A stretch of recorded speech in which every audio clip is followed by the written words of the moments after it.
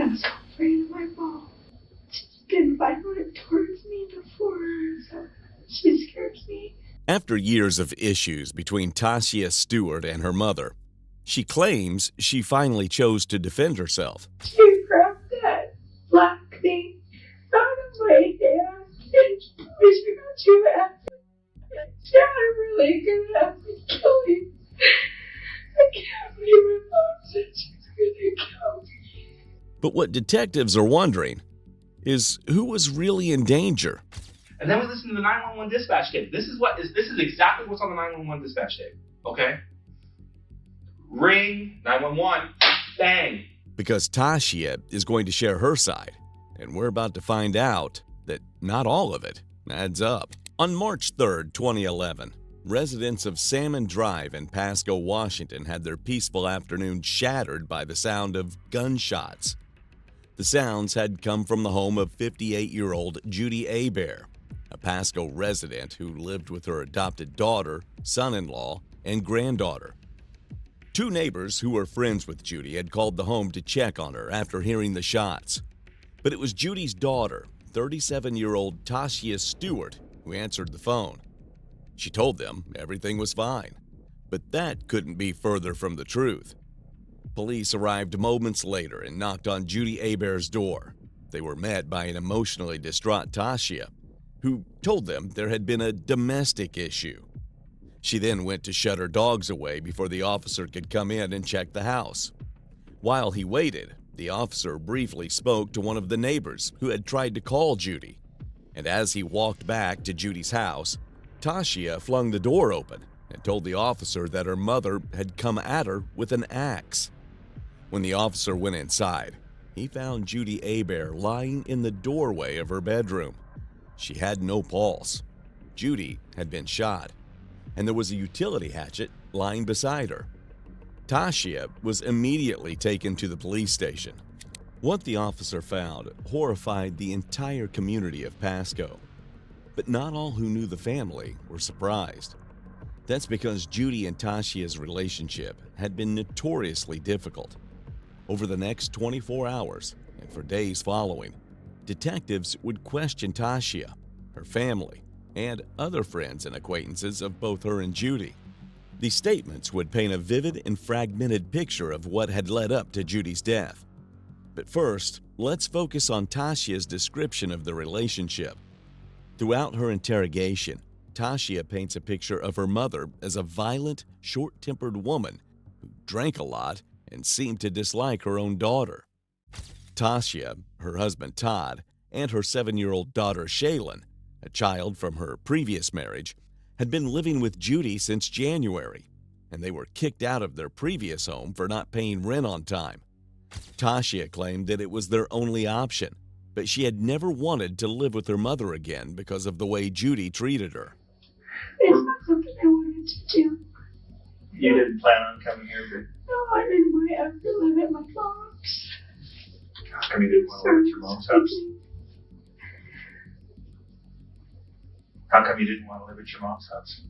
People would say that's because she's gone. I don't think my mom liked me. How come? She was always mean to me, saying things to me. She hit me a couple of times this week.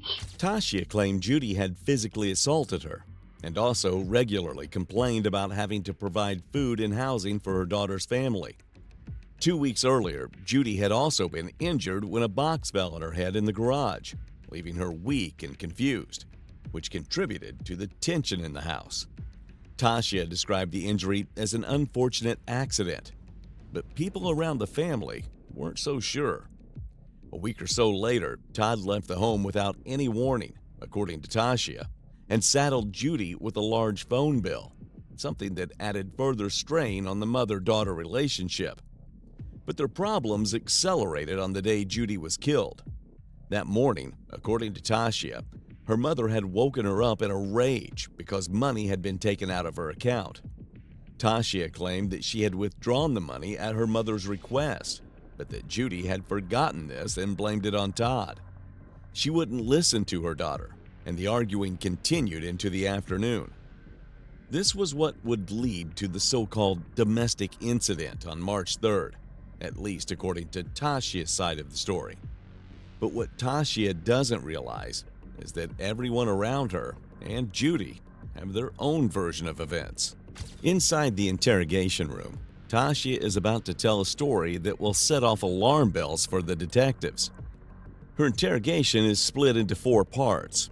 Throughout, the detective will press Tashia for her story, then leave the room to collect additional information given by neighbors and family members. From the beginning of her interview, Tashia is extremely emotionally affected, which isn't unusual given the situation. She speaks in a high-pitched, almost childlike voice. She is hunched over in the chair and appears to make herself look as small as possible. Throughout the interrogation, Tashia seems confused, and her behavior and body language seem to belong to someone much younger than 37. She begins by warning the detective that she suffers from severe migraines, and it can take her a long time to process information. This will come up again during moments of high stress, or when Tashia fails to remember pertinent information. Oh yeah, we can take those off. Hey Tasha, I'm Detective Gregory. I'm going to try to interview you here, but I need to get your permission to record the interview. Is that okay? Yeah, that's what you Okay. have to do. All right. We don't need to have those cuffs on you. I think I'm not worried about you harming me. I got to read a few things to you, just so we make sure that they're on record, okay? Okay. I'm telling you both, I have a terrible migraine. Okay. Sometimes it takes a little bit for things to click. Okay. They said I couldn't get medicine until a search warrant or something. It's okay. Are you married? I think so. Think so? My husband left me on Monday. But he didn't divorce you. He just left. I You're not sure at this point? don't know. Divorce takes a lot of court stuff and paperwork stuff, and there's no way that he could have done anything like that. Okay. Okay? So I guess I am still married. Okay. And now I just have a few questions that I want to ask you. I just, want you to think about it and just answer the questions for me as I ask them to you. Now I do have a question. Okay. I'm sorry, I'm hoping to keep interrupting so I can. That's okay. This whole thing with my mom started when my husband left, so Okay. I'll just shut up. Well, we'll talk about that. And actually, I would like to talk about because it sounds like there's been some things going on in the house for a little while now. Yeah. Okay. Do you understand what the purpose of the interview is today? I don't know what I did, or I don't know. Okay. It's basically to find out what happened at the house today. Okay. Okay? So you don't want to know about the rest of it? Oh, yeah, I want to know about everything. Okay. Everything. You've been there for how long? I think it was like the middle of January. You've been there since the middle of January? I think so. Okay. I'm not 100% sure, because we were supposed to be there at one point in time, and that didn't end up working, and we ended up coming later. I'm sorry, I can't remember. That's okay. How long have you been staying at the house, do you think? Better. At your mom's house? Since we moved here. And how long has that been? I think it was January. Middle of January? Yeah. Okay. What prompted you to move to stay with your mom?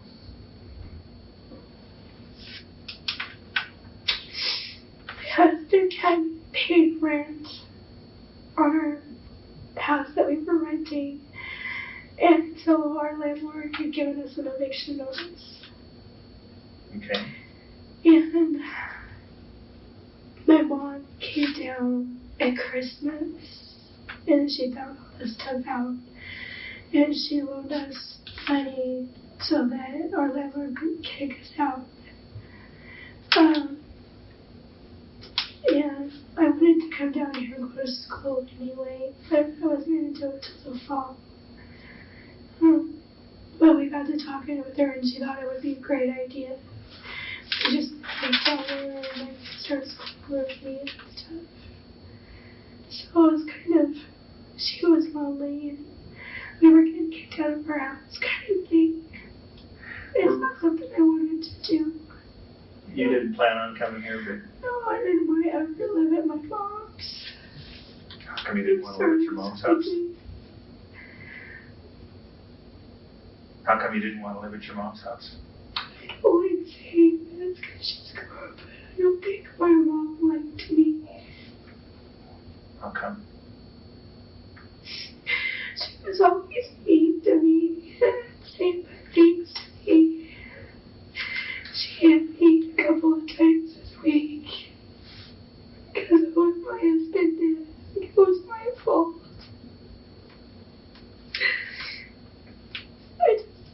I didn't want to come here.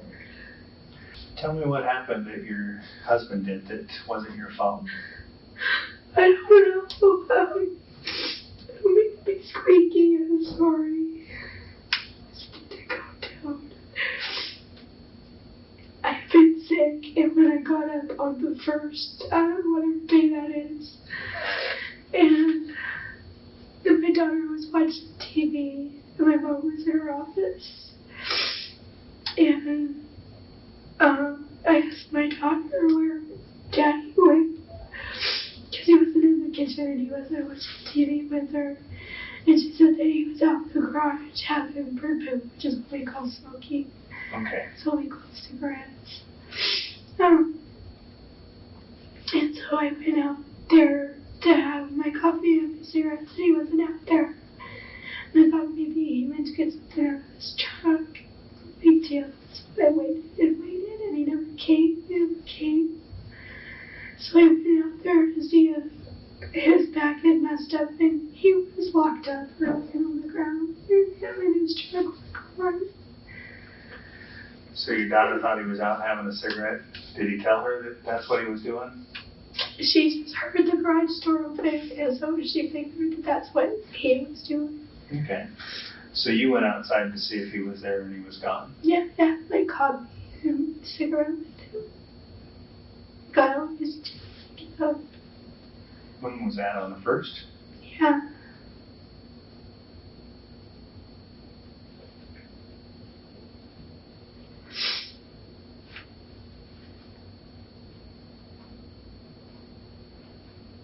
I don't know, David. I didn't hear that. I'm sorry. I don't know why he left. Okay. Was there a fight or anything that morning? Between who? Between you and your husband? No, I was asleep. Because I've been sick. And I think I got up. Because he let me sleep in. I think I got up like 10:30 or 11 o'clock. I didn't even get to see him. Did he have any altercations with your mom? Yeah, a lot. He was constantly trying to protect me, to get her to leave me alone, and to stop being mean to me. That's why I don't know why he left me there.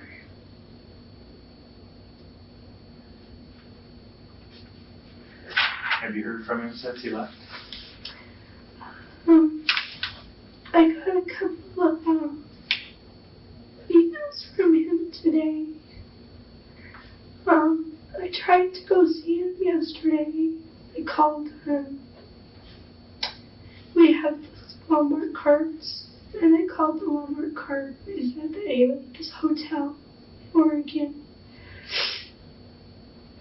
So, Katie and I, we drove all night to get there to try and talk to him to find out why he left. So you drove to Oregon when?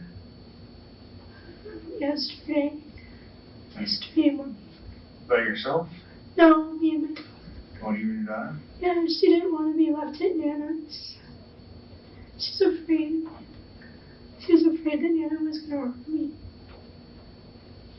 Notice that Tashia makes a point to tell the detective that not only did her husband try to protect her from Judy, but her daughter was also afraid of Judy and thought she would hurt Tashia.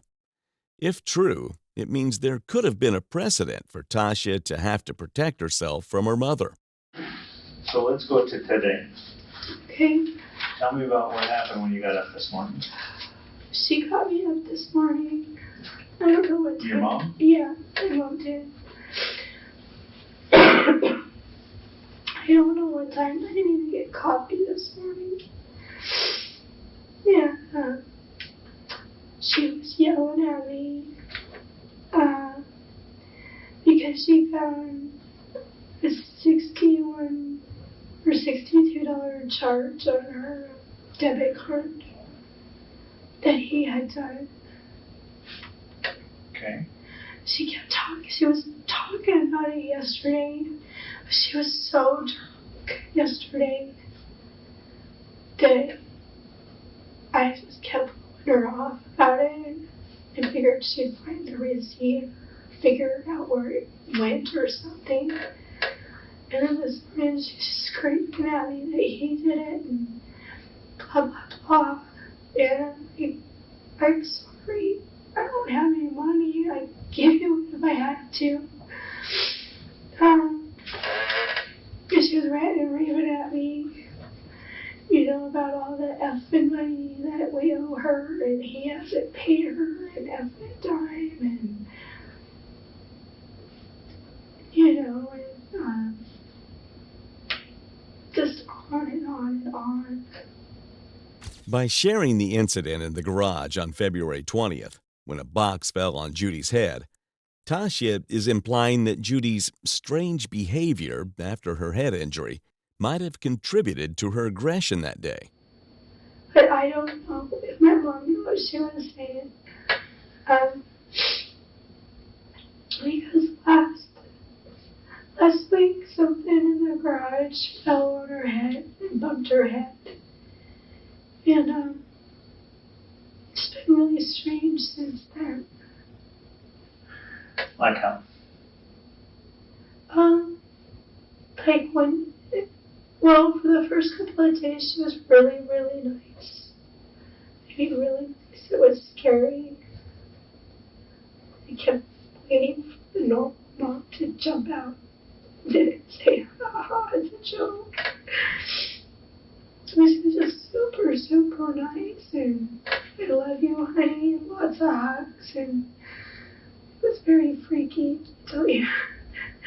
And I don't know. And then a couple of days after the bump on her head, she just woke up. She was just back to being evil. I call her evil. So what happened to her that she got hit in the head? Something fell on her head. I wasn't out in the garage, so I don't know. Who was in the garage? I believe my husband was. Take note that Tashia's husband, Todd, was in the garage at the time of Judy's accident, something that, like many of Tashia's claims, will come up again later in the interrogation. Okay. Let's go back to what happened with your mom. She was upset with you over some money. Yes. Tell me what happened after that. It just continued all for the rest of the day. I don't know, it was so weird. I think Ryan came over this morning, or she talked to him on the phone. I can't remember. And one second she's screaming at me, and the next she's just happy as a clam talking on the phone like it was nothing. Like she hadn't been yelling at me, and she's just the happiest person in the world. And then she'd get off the phone with whoever, and she'd just start screaming and raging at me. And I tried so hard to get her to calm down, but I'm so afraid of my mom. She's been violent towards me before, so she scares me. How so? How so what? How has your mom been violent towards you before? When we lived in Post Falls, she was mad at me because she had to go to bed. And she thought I was trying to keep her up. And she just literally exploded at me and was trying to strangle me. She wouldn't let go, and I couldn't breathe. And my dad, he had my daughter, and he was trying to go put her to bed to get her away from what was going on. And so when he came out, because I was trying to scream for him, but I couldn't, and he pulled her off of me and dragged her in the bedroom to try and get her to calm down and to tell him what the problem was. And she tried. And my dad has, I don't know if he still has it now, but he used to have scars on his face because she literally took her nails into his face and raked his face all up. Well, let's go back to today. Okay, I'm sorry we keep getting off subject. That's okay. So you were having an argument with your mom. Your mom was mad at you over some money. I wasn't arguing with her. I was trying to get her to calm down. Okay. So what happened next? She just kept arguing with me and going back and forth between her office and the garage, because that's where we smoked, is in the garage. Ranting and raving about the effing money being gone, and now she's effing broke, and blah, blah, blah. She never wanted us to come live there. She never wanted to live with anybody. Why the F did she let me move in? And I've ruined her whole effing life, and just a really bad person. And I was trying to stay away from her. Because when she's angry like that, you either leave or you hide. And I couldn't leave because I can't find my truck keys. If they searched my house, they could find them for me. I think my husband took my truck keys. I think that's why I can't find them. Okay. So anyway, I'm sorry, between her screaming at me and I'm trying to hide from her, I'm trying to find my truck keys so I can get me and my ladybug out of that house. Because I don't like my daughter having to be around people who are like that. Screaming and cussing and ranting and raving. It's just babies doing that stuff. Mm-hmm. So, just talked to my dad a couple of times. I did or she did? She talked to my dad a couple of times. I talked to him twice. The first time I talked to him, she was in the house and I was out in the garage. And I told her that we were talking about all the stuff that Todd had done. It's my husband. And I told him that Mom was raging angry, and that I was scared. Because she had tried a couple of times to hit me, and I moved, and she hit me a couple of times. And I was asking him, what do I do if she comes at me? Because I've never hit my mom. I just don't do that, no matter what. But I did. Oh my God, I'm sorry. It's okay. It just let her hurt me.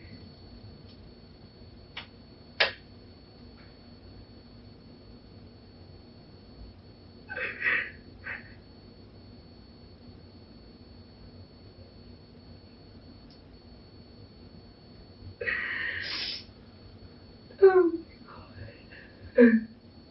Okay, well, you were telling me that. Sorry. You're fine. She tried to hit you a couple of times, and then later she did hit you a couple of times. What did she hit you with? Once she slapped me and once she punched me.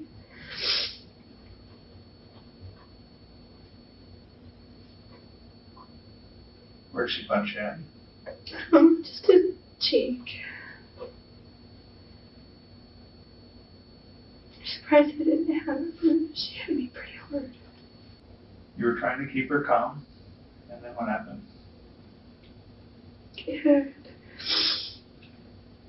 And, I thought things had gotten better. She wasn't on me so bad. And then she kept screaming at me because the phone's not working. The house phone's not working. You know, I'm sorry, I don't know why. You know, I went and checked all the plugs to make sure nothing had come loose. Everything was fine. I called my dad again and asked him to call the house to see if there was like a downline recording or something. Noticed to see if it said something or if it did something. Then I told him if we didn't answer the house phone to call me back myself. Okay, so you called your dad on your cell phone? Yeah. Okay. Yeah, because the house phone wasn't working. Before Tashia can go and check on the phone lines, Judy begins yelling about the money that Todd had stolen from her bank account. But in Tashia's words, that was money Judy had told her to take out and spend on medicine for Tashia's migraines. She told me to go out and look in the box and see if there was anything wrong with the wires up there. I didn't do it. She didn't exactly give me a chance.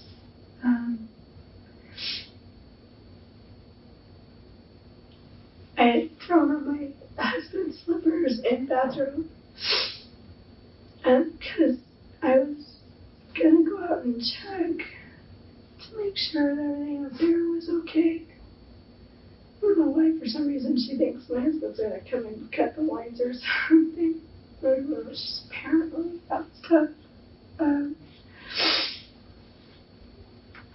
So then she's on her computer doing stuff in her office, and she starts screaming at me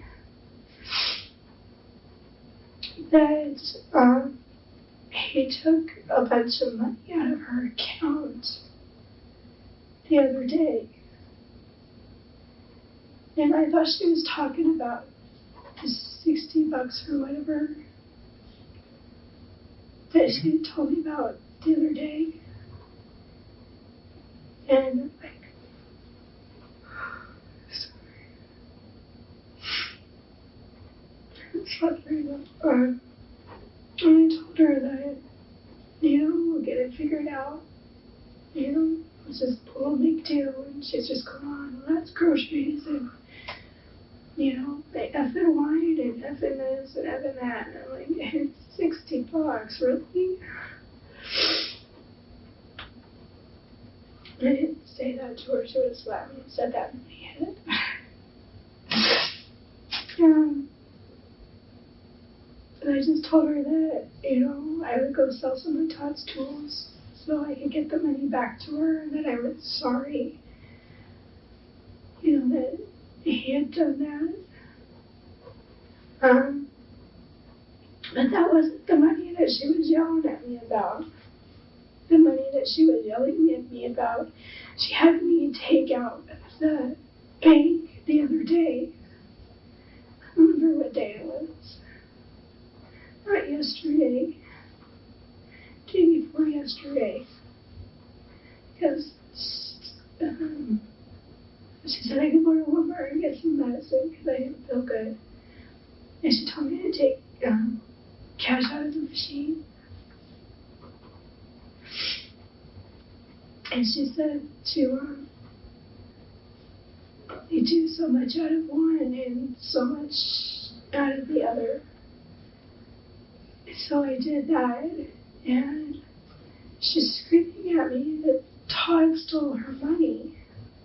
I don't know, some really odd figure, $366 or some shit like that, I don't know.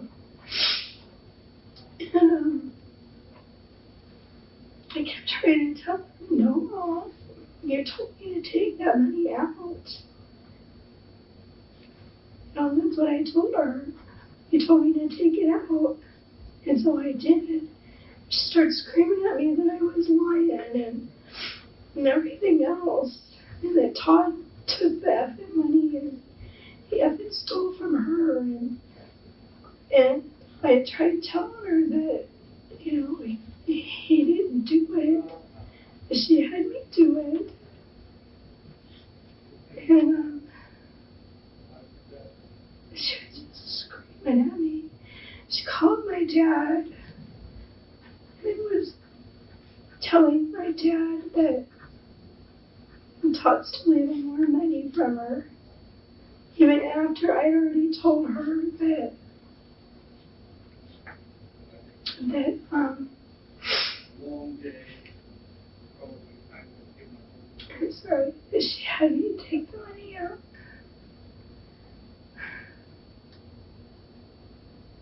And she just still kept telling my dad, Todd did this, and I'm gonna call the bank, and I'm gonna have him effing arrested, and everything else. And I'm just like, Mom, for what? Is that I realize you took $60, but I'll give it back to you. It's no big deal. I'm sorry. And I kept telling her, you told me to take that money out. And she's just going off on me, saying that I'm an effing liar and screaming at me. And when I'm like, okay, I'm sorry, just do whatever you want. I was just hoping that it would click that she had me do that. And, I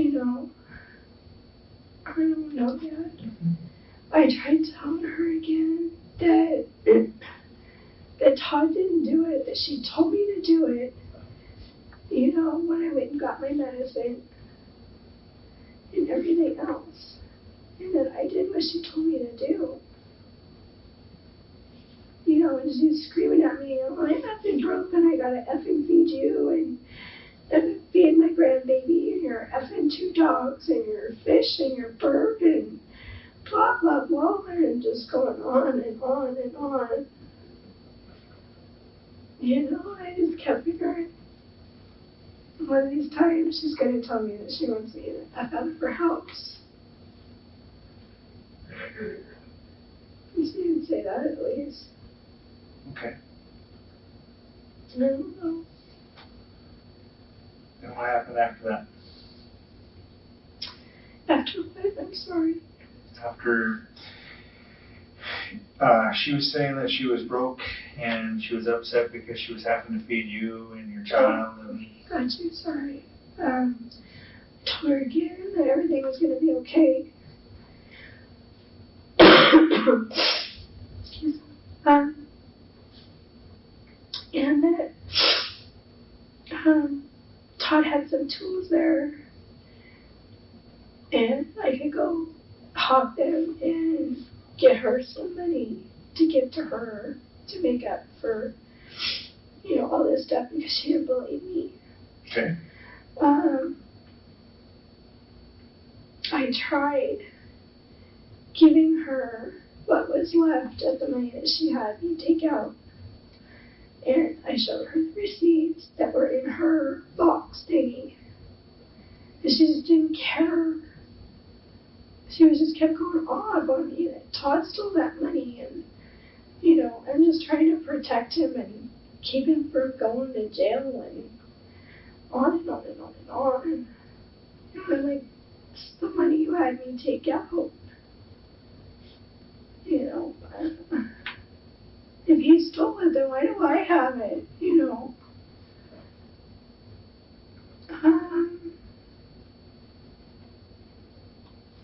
She just kept getting madder and madder and madder. And that's when I just finally just told her, well, let me just go hawk some of his tools and we'll get your money back and everything will be fine.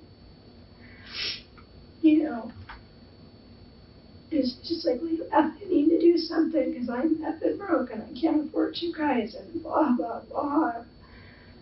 It's just like, give me a break, Mom. She's constantly saying that. And we were talking. I was trying to get her mind off the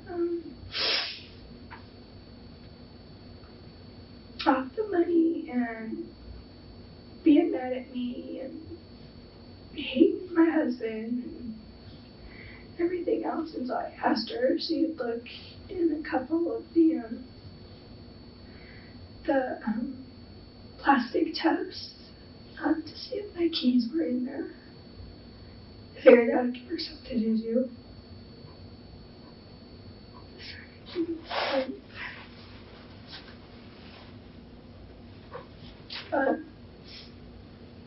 She did that, and the whole time she's complaining.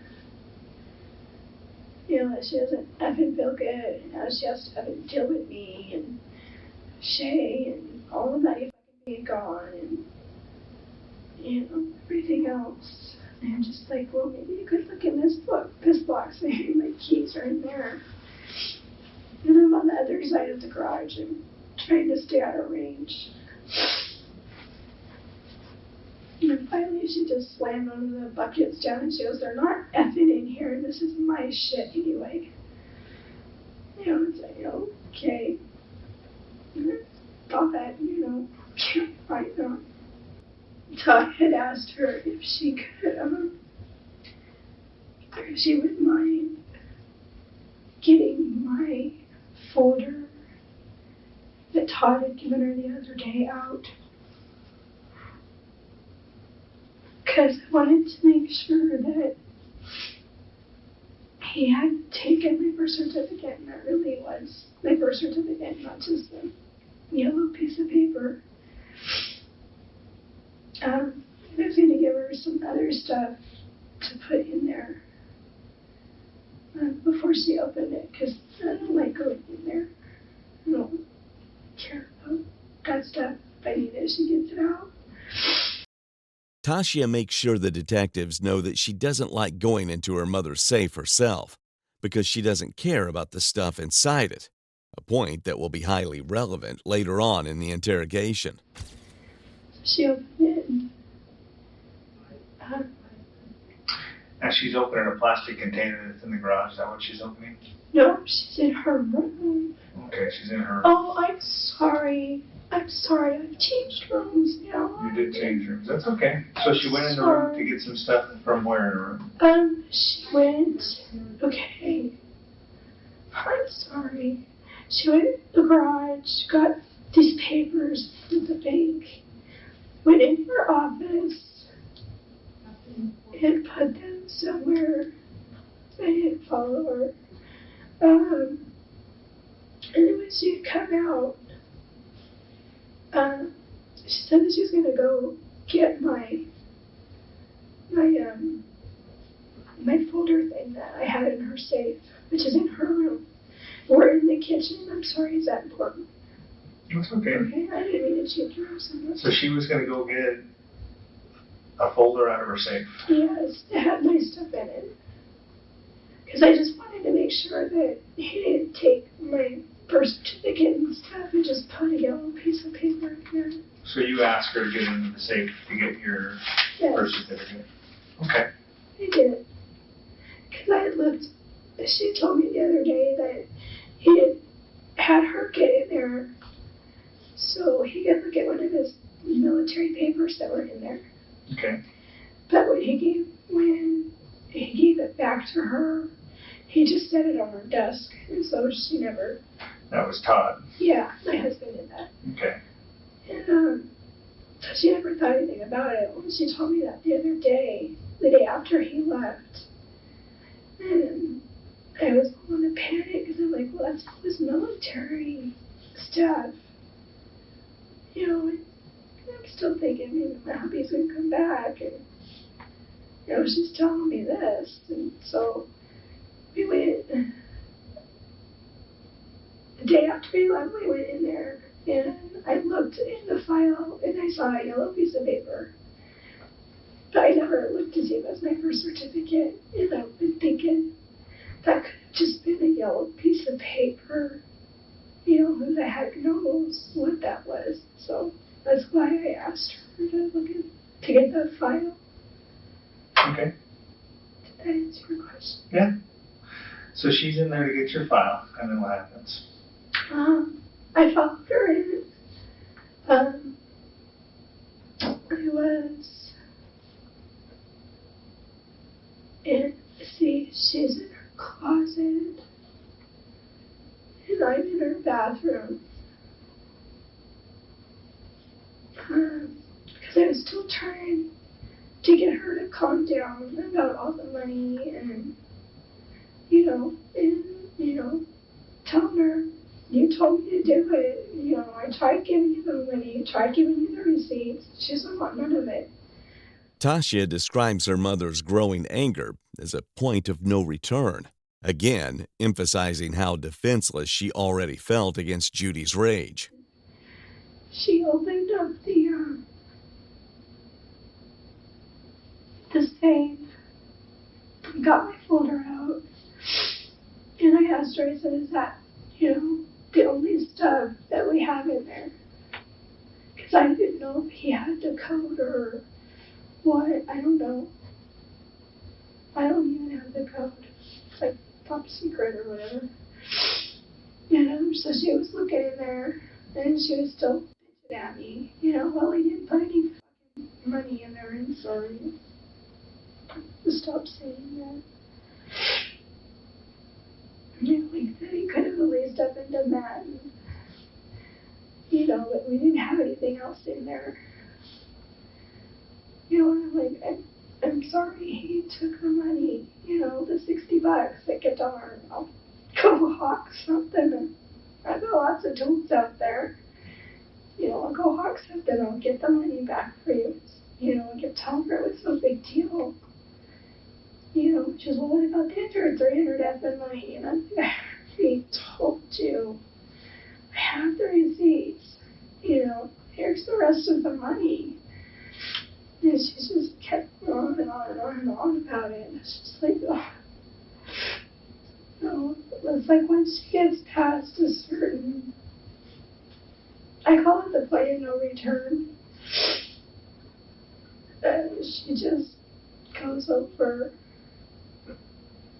usually when we're talking or whatever,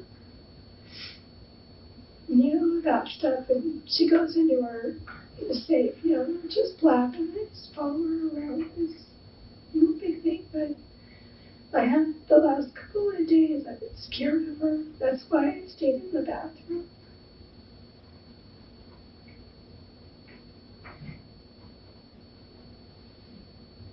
I shouldn't even been in that room at all.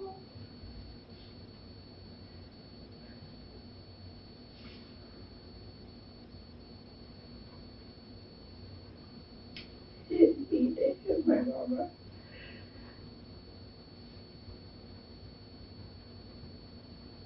Okay. My Grammy slapped me upside the head if she knew I hit my mama. Tashia has finally reached the climax of that day, the moment her mother is shot and left to die in her bedroom doorway. She tries to talk around it. The closer she gets to the shooting, the more distraught she is, and the more confusing her descriptions become, something the detective will latch onto later. She started screaming at me again, and there was more effing money that she had to spend because of my effing husband, and, et cetera, et cetera. All that crap that just poured out of her mouth. I don't know.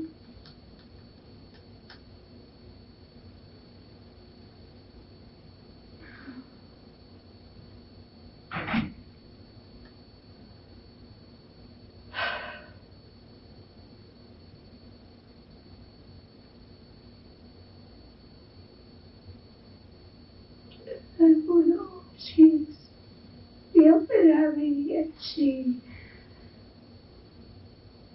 gets up and she turns around and she's got this got this black thing in her hand.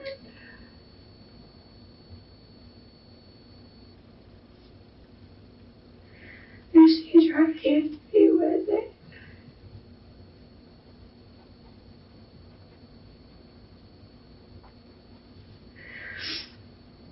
I didn't mean to hit my mama.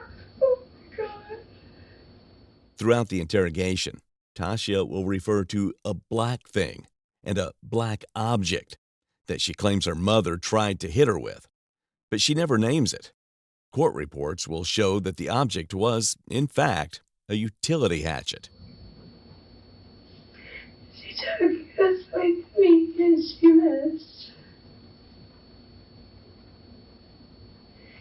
And I think she tried taking another swing at me. And by this time we were out in the bedroom. And I took it away from her.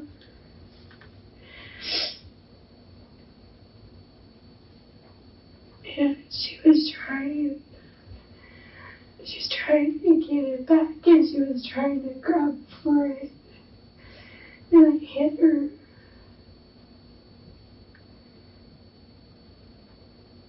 She was trying to grab for what? The black thing.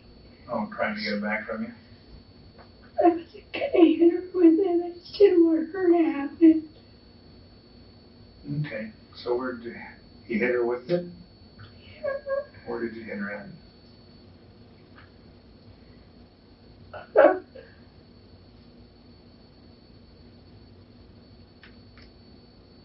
You know, I really don't know. Okay. I really don't know what was happening so fast, and I was just telling her not to hit me, that it wasn't my fault. And I hit her with it. I don't think I hit her very hard, because she whipped around and she grabbed that black thing out of my hand and she got too happy. It sounded really good. I would kill you.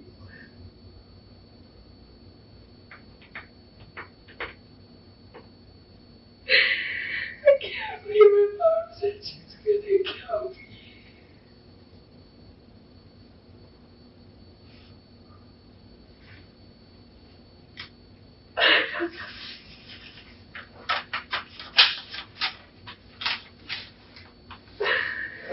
Oh my God. Am I gonna go to jail for hitting my mom? Is that illegal? Well, right now we're just doing an investigation. Did I kill her when I hit her? I don't know what else happened after she took the thing away from you. Then what happened? And she was chasing me around with it. Telling me that she was gonna fucking kill me. I'm sorry about my language. It's okay. You can use the language if you want to. I try not to. I don't like my little girl saying words like that. Okay. But I was just screaming at her, telling her not to hurt me.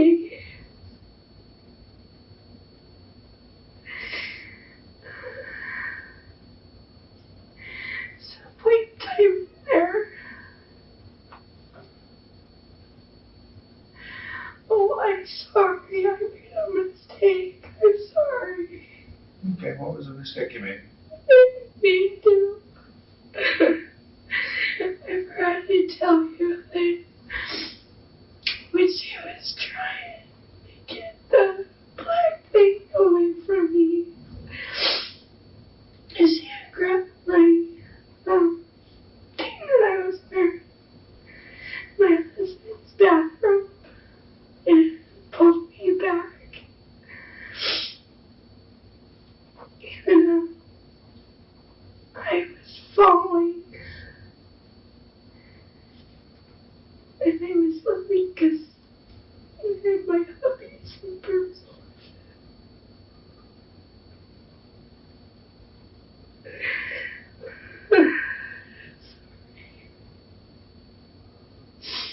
And I think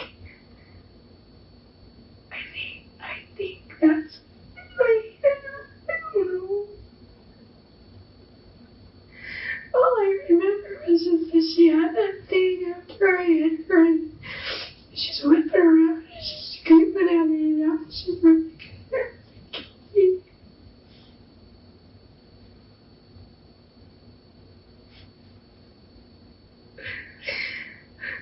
I didn't want to hit her, I just wanted her to stop.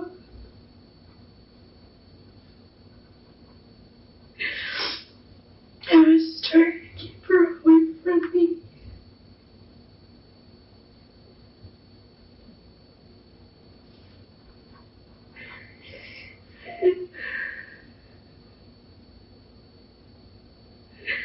I shouldn't have hit her, so I made her so mad.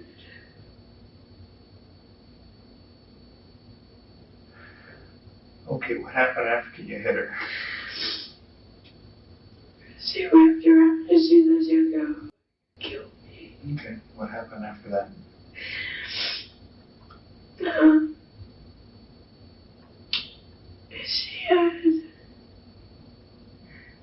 She had a black thing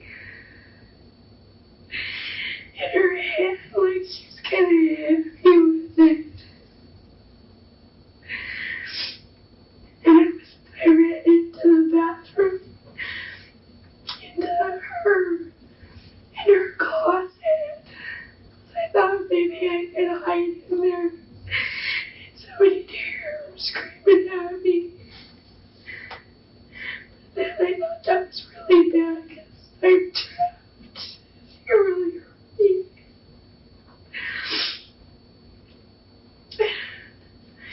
So the safe's open. And her pistol's in there.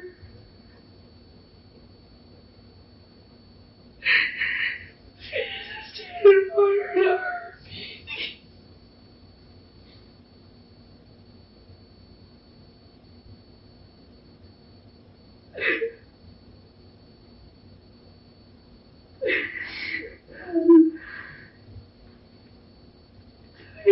I'm sorry.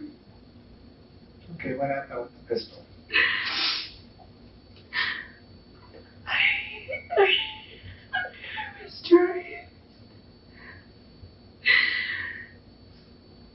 I was trying to get out of the bathroom, and she's coming.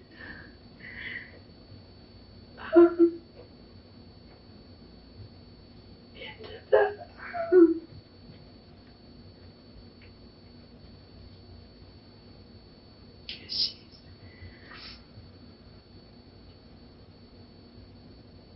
she's coming back into the bedroom with that thing, the black thing, in her hand, and her phone in her other hand.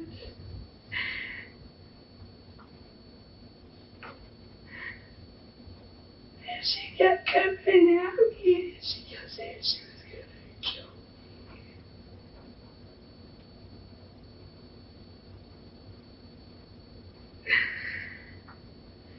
I pulled the trigger and shot, but I thought I missed.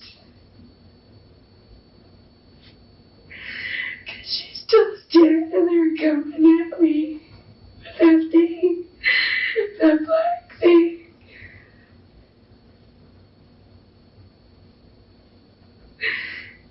I just kept shooting until she didn't come at me anymore.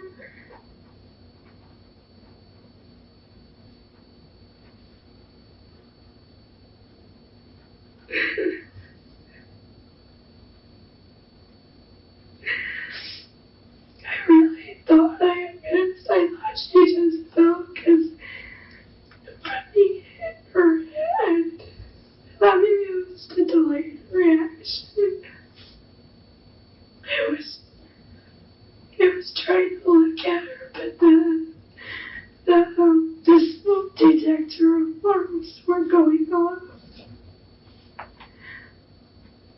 don't know why. And there's this lady asking me on the phone if everything's okay. I didn't know who she was. And I was like, yeah, the smoke detectors were just going off. And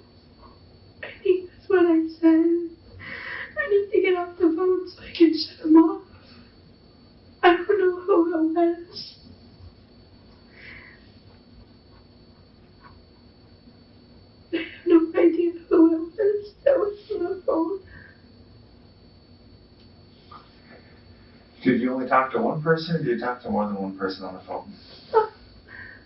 See, when I call me, it's one of my mom's friends. And oh my God, I gotta apologize for Ryan. I didn't mean to lie. I was just so panicked. The smoke alarms are still going off. What did you tell Ryan? I lied. I'm sorry.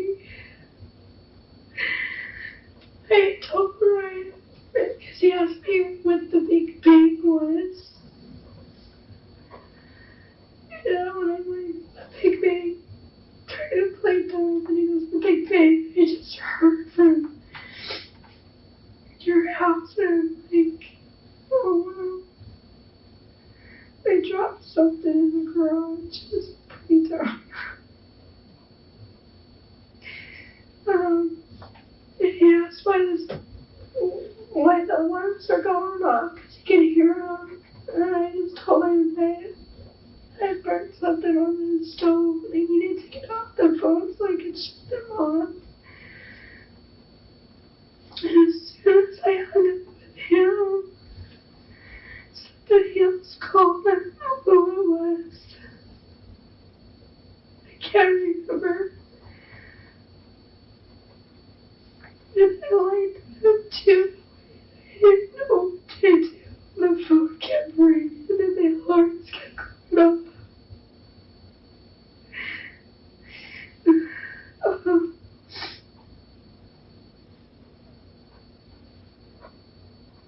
Oh no, I didn't mean to lie. I hate lying. Okay.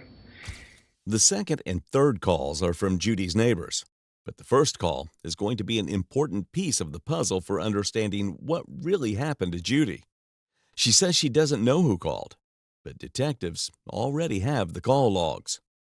Shortly after Tashia takes these phone calls, an officer arrives at the scene.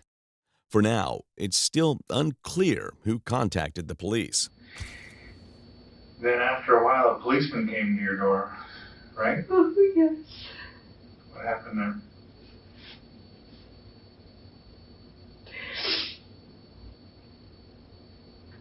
I was still so terrified. I thought she was just gonna get up. I didn't know. I was so scared. I figured she just passed out because I bumped her on the head. So I wanted to come in, but I told him that he needed to wait so I could put the dogs outside. I didn't want to get near him for him, like it is today. And when I walked by,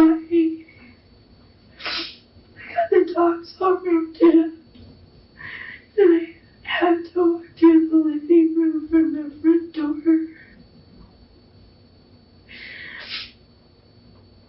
And I saw my mom's foot move. And that's when I knew something was wrong, and I told the officer what was happening. What did you tell the officer? Oh.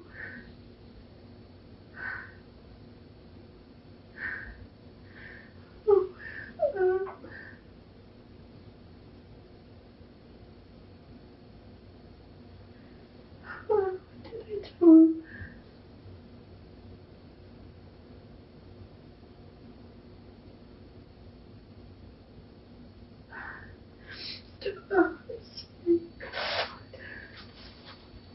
The first time or the second time?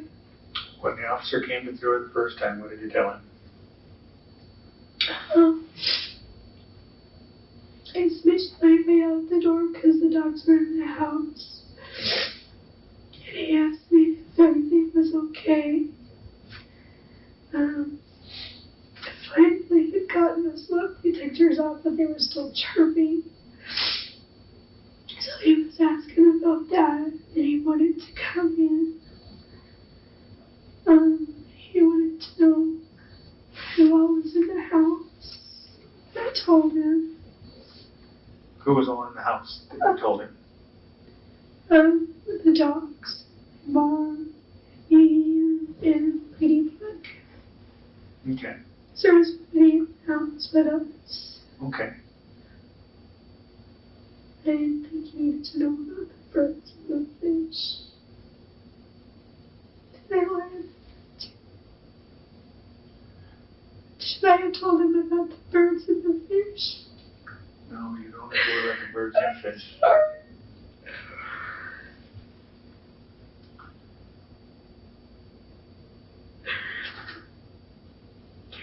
So, anyway,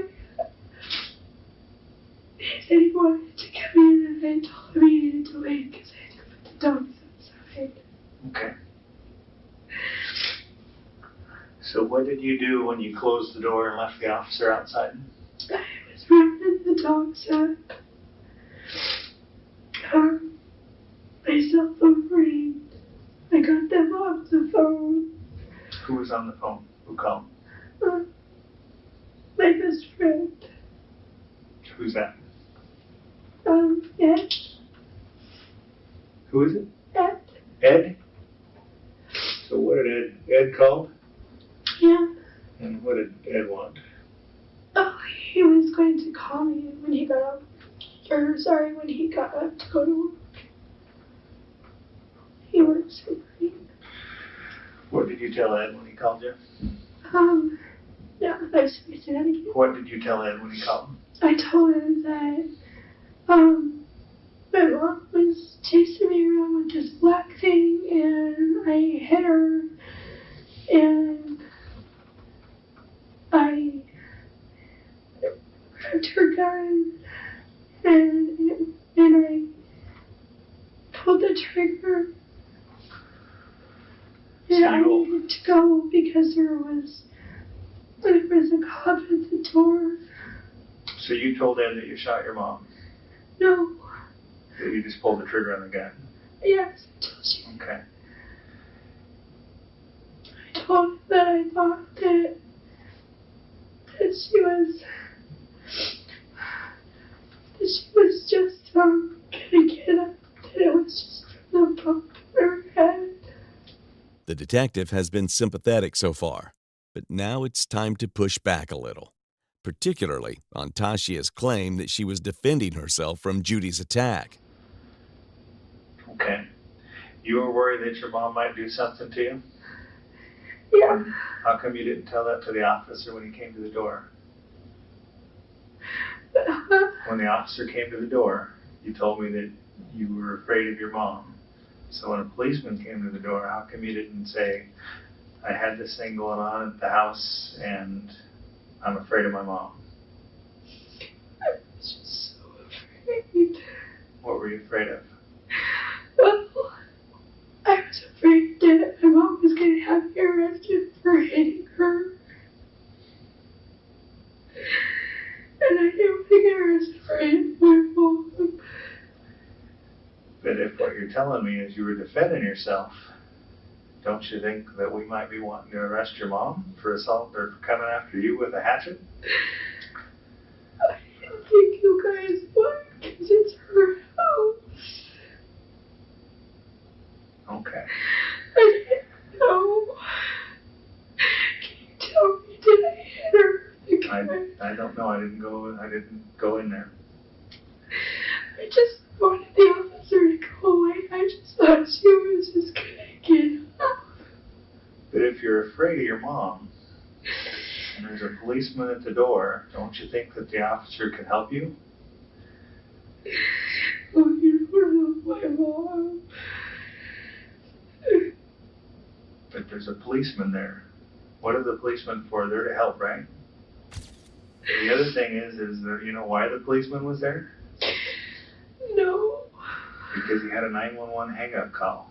So somebody from the house called 911 prior to the officer being there.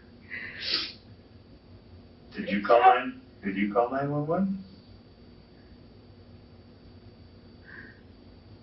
I'm trying to think.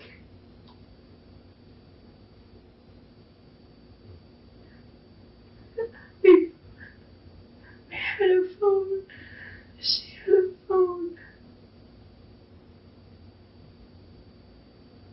Who had the house phone? I don't know, there's two of them. Did you have a house phone or did you have a cell phone? I had my phone in my pocket. Okay. Waiting for my husband to call me so I could carry it all the time. But I was gonna call.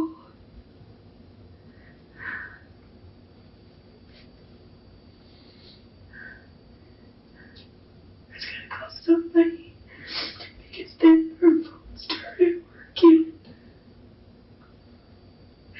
After she got the phone with my dad. So she was gonna call the bank and I was gonna call somebody. So then the phone was working. Because you said earlier the phone wasn't working. I knew I said you could ask my dad. Okay. There was nothing. And then it was weird. She had, I don't know. I know I had a phone in my hand and there was somebody on the line. Okay.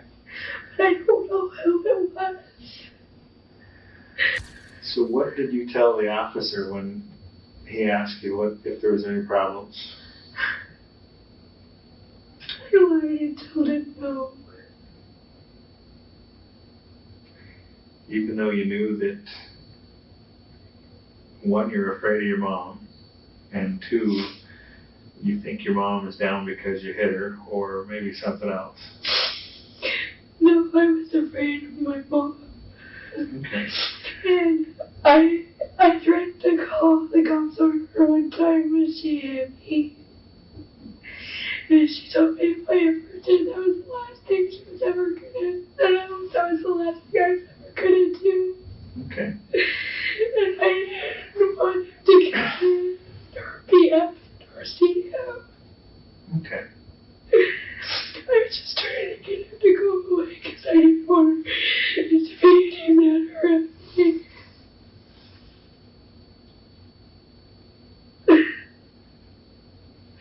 Were you worried that your mom might be hurt bad enough she might need help? I don't know. I was afraid to look at her. I wanted to make sure she was breathing, but I was afraid if I touched her that she was going to grab me. So the question is why wouldn't you tell the officer that you're afraid your mom's going to hurt you? The police are right there for that purpose. I didn't think he was going to believe me and she was going to get me all off to jail. Okay. I didn't know. All this stuff just happened so fast. I mean, it's just, she's coming at me. I pull the trigger, she falls down. And then the phone's there, and somebody is asking me if I'm okay. And the alarms are going off, and I can't hear, and I don't know what to do. Okay. Just, in my head, it's killing me. It's like, oh my God. I thought I missed with the gun. I really think I did. She just kept standing there and coming at me. She was standing there coming at me with that thing. Okay. All right, Tasha, I need to step out for a couple minutes and talk to the other officers and see what information they might have for me. Tashia claims throughout that her actions were self-defense, and the detective clearly feels there's more to the story. Tashia's story is harrowing, but it's about to be pulled apart and re-examined piece by piece. Through his first part of the interview, the detective has been very patient with Tashia, helping to guide her through her side of the story with minimal interruptions. But her recollection of events is all over the place. Some parts are repeated, others emphasized, and more is forgotten. And the detective knows that her story isn't adding up, but he needs more information. And when he comes back, the atmosphere of the interrogation room is going to change dramatically. Okay.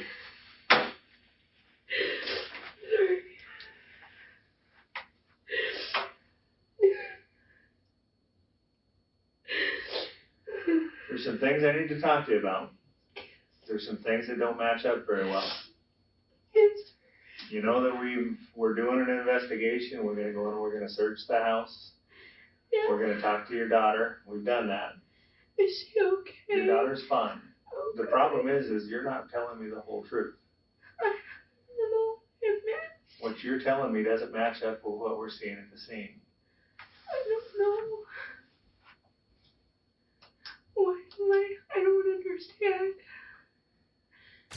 The detective is going to go through every piece of information he's now gathered that contradicts what Tashia has told him. And there's a lot of it. In fact, there's very little of what Tashia has told him that matches the statements investigators have now received from other people. Okay. Well, you remember Ryan from across the street? Yeah. He came and took my little girl. Yeah, he came and took the little girl because of the things that were happening in the house. The problem I have is the scene doesn't match what you're telling me. There's something else that's really bothering me here. I don't understand. I talked to Ryan. Ryan talked to your mom.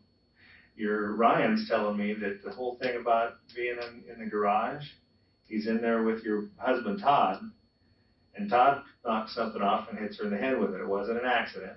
It was something he did on purpose. What? That's what your mom's telling Ryan. Say that again. That Ryan's telling me that Todd purposely dropped something on your mom's head. Okay?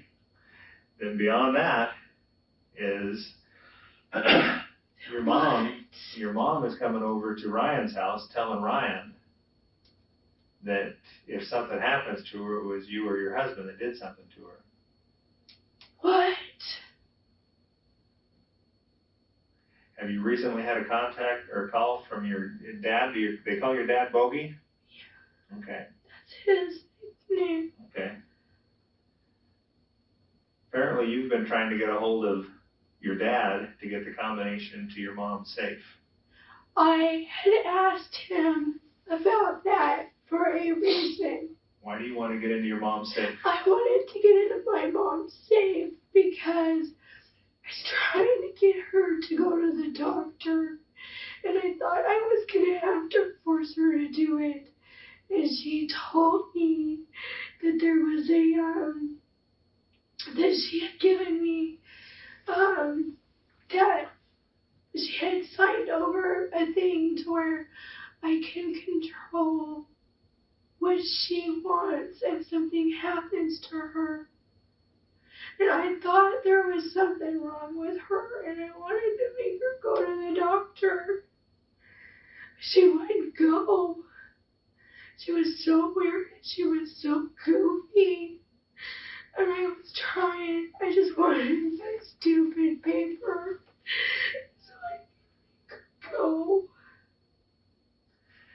The next thing I know is that you had a contact with Bogey, your dad, telling him that your mom is no longer alive and that anything that belongs in that safe belongs to you because your mom's not there anymore.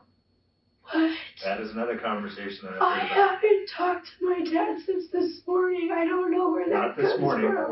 I'm talking about after the thing was dropped on your mom's head, where she got the cut in her head. The what? When something was dropped on your mom's head in the garage, when Todd dropped that thing on your head, what you're calling is an accident. She told me it was a box of books. That's what they both told me. Okay.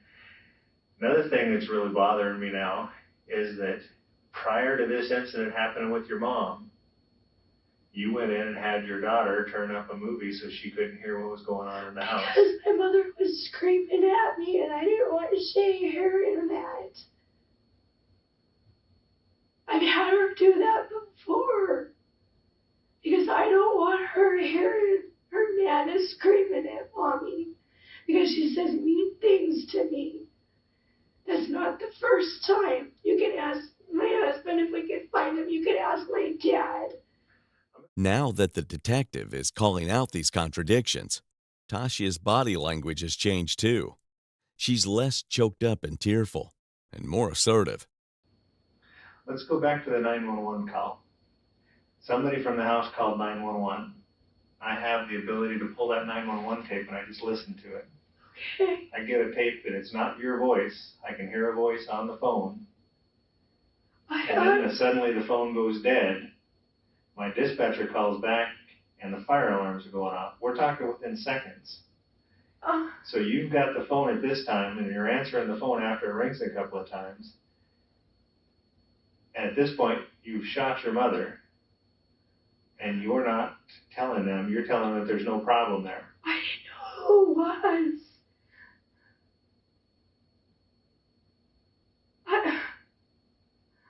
Sir, I don't know if I dialed 911. All I know is I had a phone in my hand. Now, I'm not saying you dialed 911. I think your mother dialed 911. You asked your mother to go into the safe to get you a manila folder with some of your records in it, correct? Yeah, because I wanted to make sure my husband didn't take my birth certificate. Okay, I understand that. So you went in there to get that, and you're saying that her hands have a phone in one hand and this black club of some sort in the other hand, correct? Oh, she didn't have a phone. I had a phone in my hand. That's not what you told me earlier. You said she had a phone in one hand and a club in the other hand. What did she have in her hands? I only think. I can't believe she said that talk drops on her head. Sorry, let me get back on track. I'm blown away. Okay. By that. The point is you're telling me what she had in her hands. So tell me what she had in her hands.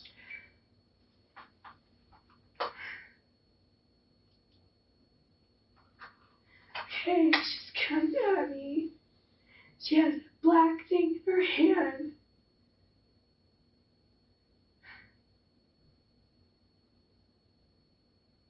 I think she had a phone. I don't know. We both had phones.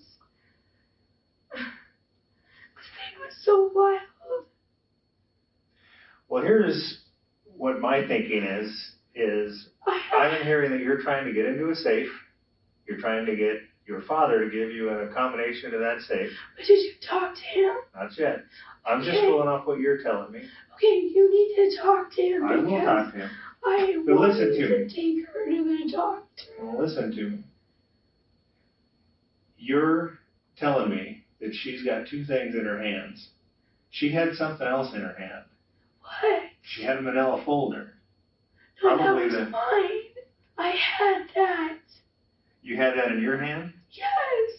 And how did the bullet hole get in it? She ripped everything off me. She grabbed my bathrobe and was pulling me down. I had that. Then how does a bullet hole get in it? I don't know. Was it when she took everything out of me because I had the axe and my stuff in my you said it was an axe, right? I didn't say. Yeah, you did. Okay. Well, you just told me that you had an axe. So where did you get the axe from? The black thing, you said it was an axe or a cleaver. What did you say? I'm going with what you're telling me. I thought that's what you said. Where did this black thing come from? I had it in my hand because I took it away from her. Okay. And she had grabbed me and she was trying to pull me back. And I fell. It started falling and she ripped it out of my hand. Okay, now she's got the axe. And now she has it. Okay, and what does she do with it? She says she's gonna kill me now because I banged her on the head.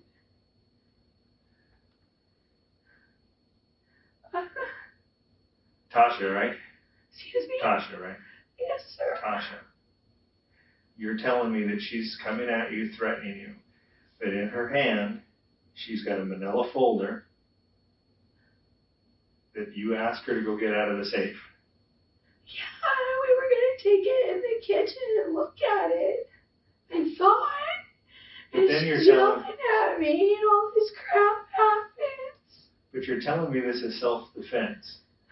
But it doesn't look like self-defense because you've shot her through the manila folder that you asked her to go get. I'm hearing from a third-party source that tells me that you've been trying to get the combination to get into that safe.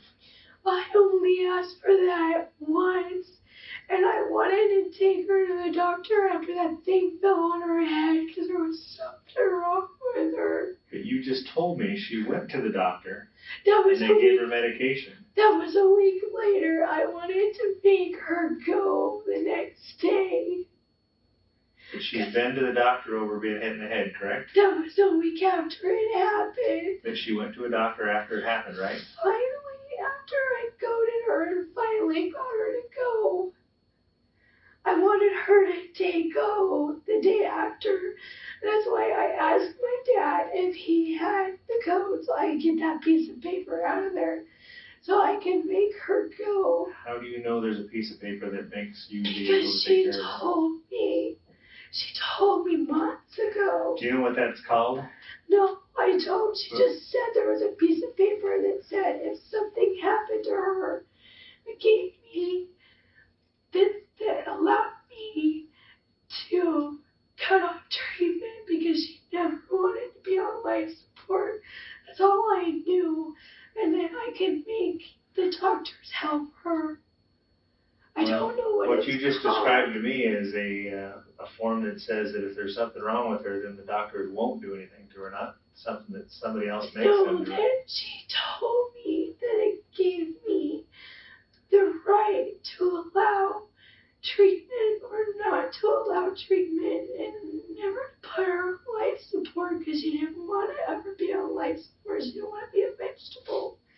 I just wanted that paper so I could make her get better. And I wasn't doing anything wrong. So why were you trying to get into the safe today? I just wanted to look at my birth certificate and to see if my daughter's birth certificate was in there. I just wanted to make sure my stuff was in there. I haven't think about my birth certificate. I'm sorry. It's important. Was there a purpose that you were going to use that birth certificate for right away? No, I just wanted to make sure that it was not a plain piece of yellow paper because I'm adopted and my mother told me a long time ago that I had to hold on to that birth certificate like it was made of gold because I could never get another one. The detective then returns again to the crux of her story, that she killed her mother out of self-defense. But the things that I'm seeing that don't match up is, one, you're telling me that she's coming at you with a club and a phone. You said... I've got a 911 call. Okay, is that tape on? It's still on. Okay, because you said it asks for something. Tasha. I'm thinking it's a black I've got a thing. 911 call and probably your mom's voice on the phone saying something about give that to me or somebody saying give that to me. The phone goes dead. My dispatcher calls back and the fire alarms are going off, which means that you've already fired off the shots. Is that why they went off? Yes. It was weird. But you're telling the 911 dispatcher that there's not a problem there. You get a phone call from Ryan. I was scared, sir. Ryan hears 2 rapid fire gunshots and then another one. There were 3. I don't know. This is what he's telling me, that that happened. So he calls over there to find out if everything's okay. And I told you what I said to Ryan. And you lied to him. I did. That tells me somebody's trying to cover something up. I was just afraid, and I was trying to get the alarm things to go off. Did you think that maybe your mom might need some help? I mean, if this was just some accidental type thing or something like that? Don't you think that it was, a time that your mom might need some help? I thought I just knocked her on the head. Okay. You had 4 people that talked to you after you had this incident with your mom. The first one is the dispatcher, because somebody called 911 and you told the dispatcher there was no problem there. And I don't even recall what you said to the dispatcher, but I will go listen to it again. But you basically told the dispatcher there was no problem, you didn't need anything. I didn't know who it was. I thought it was one of my mom's friends. Then you get another phone call. This one's from Ryan. You tell Ryan that something fell down in the garage. I was trying to make up for the loud noise. I didn't know what to do. When you do things like that, it makes guys like me think that you're trying to hide something. I'm not trying to hide anything. Okay, what was your plans at that point? At what point? The point that Ryan's calling you and he's telling you that what he's hearing, and you are telling him that there's no problem in there. What are you going to do? I'm just trying to get everybody off the phone so I could shut the alarms off. Because I couldn't think. It was making my head worse. My head was spinning and I didn't know what to do. So then Tanya calls you. Right after Ryan called and all the alarms. And you tell Tanya that there's no problem. Then a policeman comes to the door. You tell the policeman there's no problem. Now, if all this time you're afraid of your mom, you're afraid your mom's going to hurt you, you have 4 people that you could have told that you were afraid of your mom.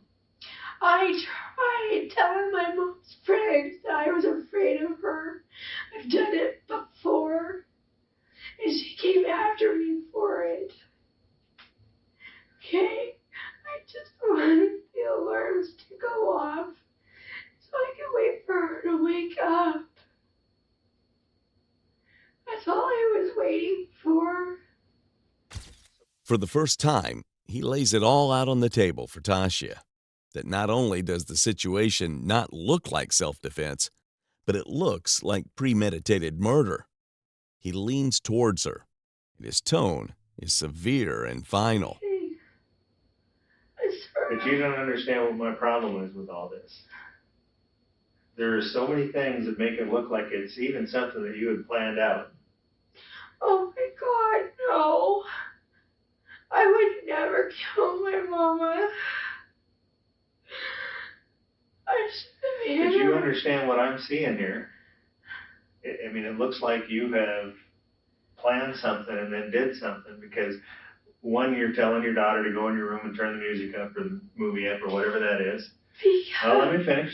After that, you've got something happens with your mom and your mom gets shot.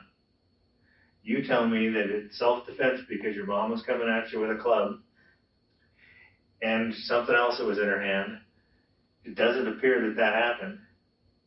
That's how it happened. Well, like I said, we'll be checking those type of things out. The other thing is you go into her room, into the safe that you asked her to open up so you can get this folder, and you're saying that's where you get her gun. She left it open. Okay, she left the safe open because you asked her to go in there and get something. Yeah. You guys get into this big fight. We've been fighting all day. She's been yelling at me all day. Why don't we think to call for help? Why didn't you think to call 911? I wanted to. Sir, last time she hurt me and I had told her I was going to call 911. She told me that was the last thing I was ever going to do. If I put her in jail, I was afraid. I should have just packed my stuff the other day and Shane, I should have just walked. I was trying to find my key. I was just trying to make her calm so she wouldn't hit me anymore. They go over the rest of her story again as the detective tries to get her story straight. Or the black thing, I don't know what it was. Okay, so then you hide in the closet. Because I couldn't Okay, hold on. Then the detective leaves for a second time. He isn't buying Tashia's story or the image she's projecting of a vulnerable, victimized woman. And this time, he returns with a second detective. They're going to try a new tactic, bombarding Tashia with information and forcing her to retell her story quickly this time to see if they can catch her in her lies. First, they share the conversation they have already had with Tashia's 7-year-old daughter, Shay, a statement that will blow up Tashia's story entirely.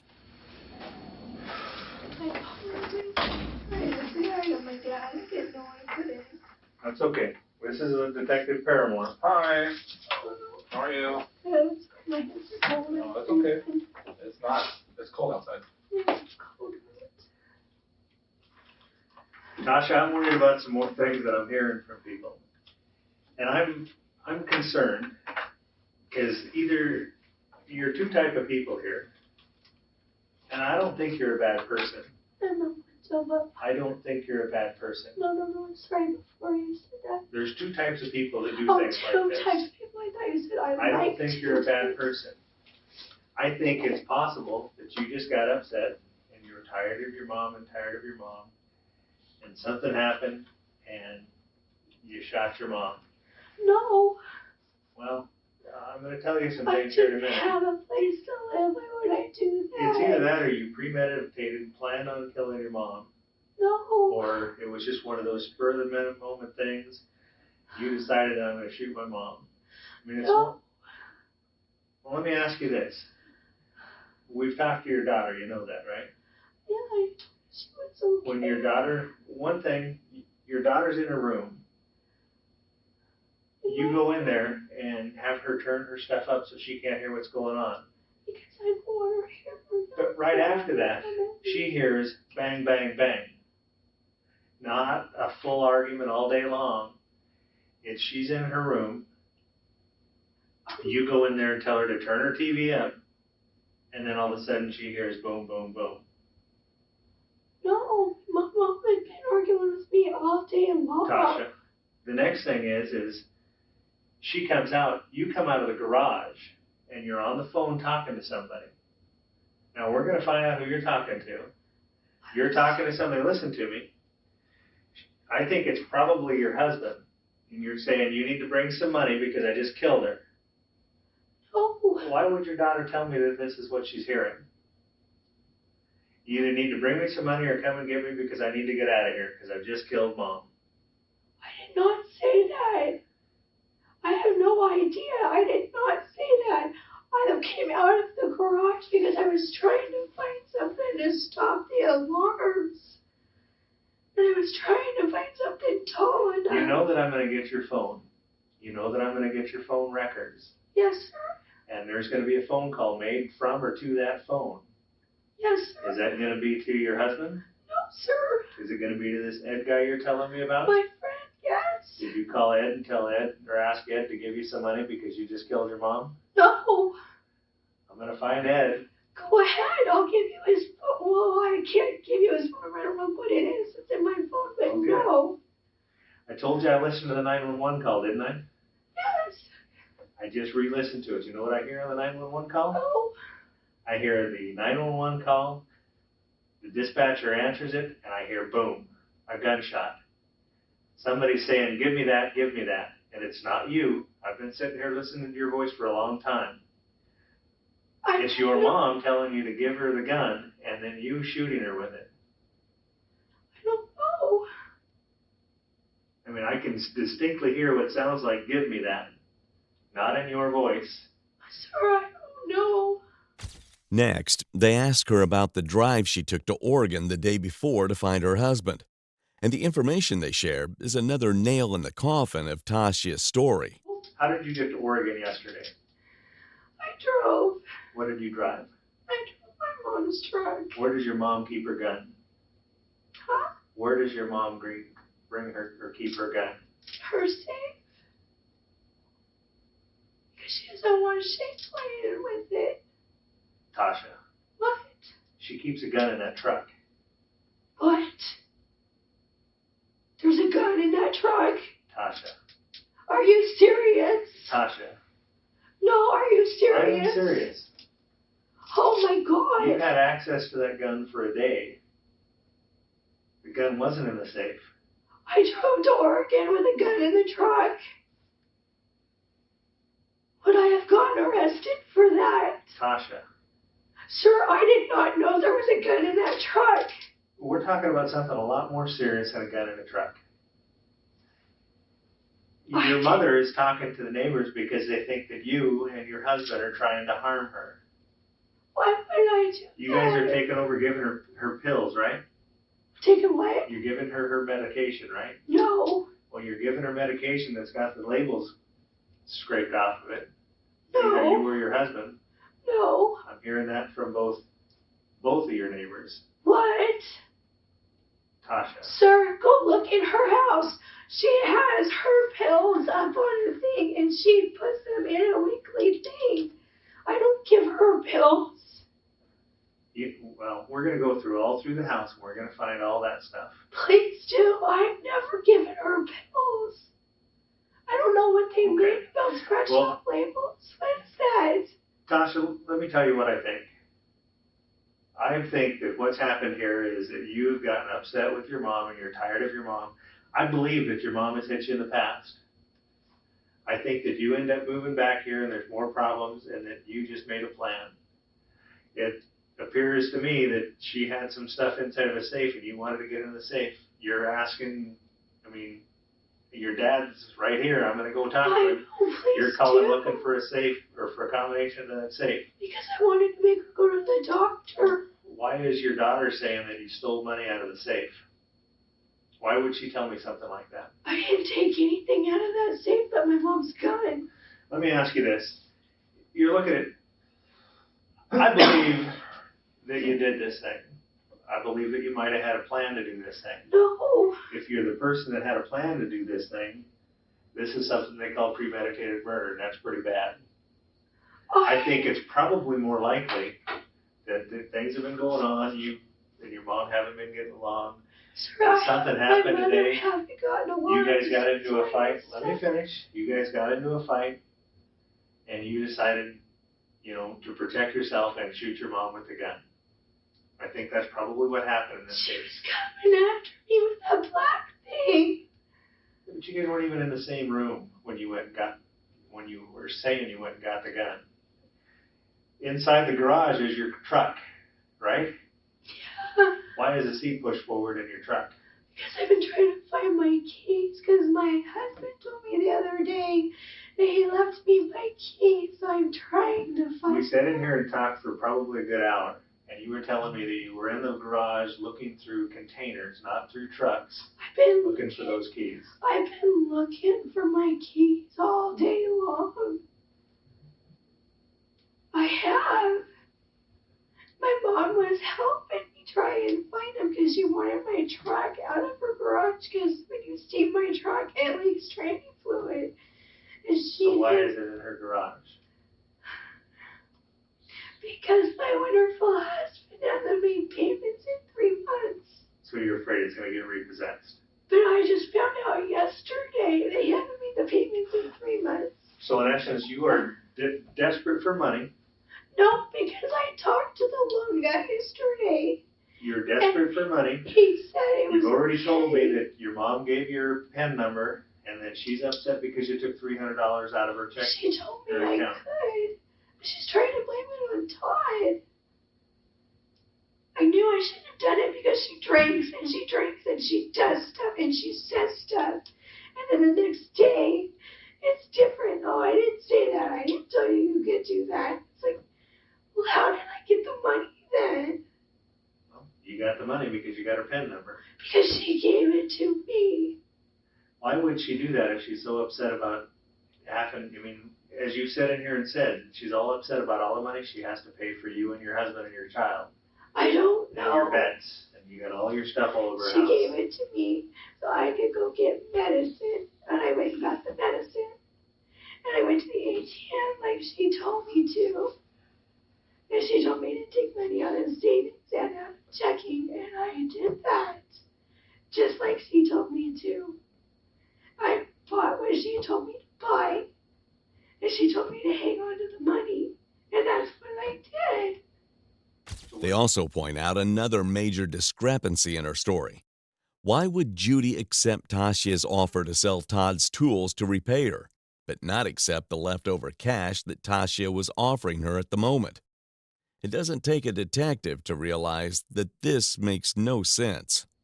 So where's the money at now? It's in my blue coat. It's in my house. So the money's in your blue coat. And the receipts. How come you didn't give the money back to your mom when she I was all upset? tried. Tasha, I told you that. I tried doing that this morning. You told me earlier today that you were... I showed her the money Tasha, and the receipts. now listen. You told me today that you didn't have any money, that you were going to go hawk some of your husband's stuff in order to pay her some money so she can get her money back. Yes, because she wouldn't take the money that she told me to take out of the receipt. Tasha, she says that... Read what you wrote down. I know exactly what I wrote down. Because that's what I said. No, it's I not what tried you said. giving it back to her. You offered to get the money by going and selling your husband's tools. No, because she would Tasha, not. No. That's what I said. No, it's not. I tried giving her the receipt and the money to show her that that's what she told me to do. No. I did. You're lying about that little thing. No, I'm not. You've lied to the dispatcher that called you back. You lied. I didn't know it was a Tasha. dispatcher. You lied. Messed up. I You lied to shouldn't Ryan. lie to anybody. You lied to Ryan. You lied to Tanya. You lied to the first officer that was there. How did I say that? And now you're lying to me on a regular basis here. No, I'm not. Yes, you are. Yes, you are. No, I'm not. I told you when she was talking about it, I went and got the receipt and the money, and No. I tried giving them to her, You and she didn't. wouldn't take You it. didn't say that at all. I You did. did not say that at all.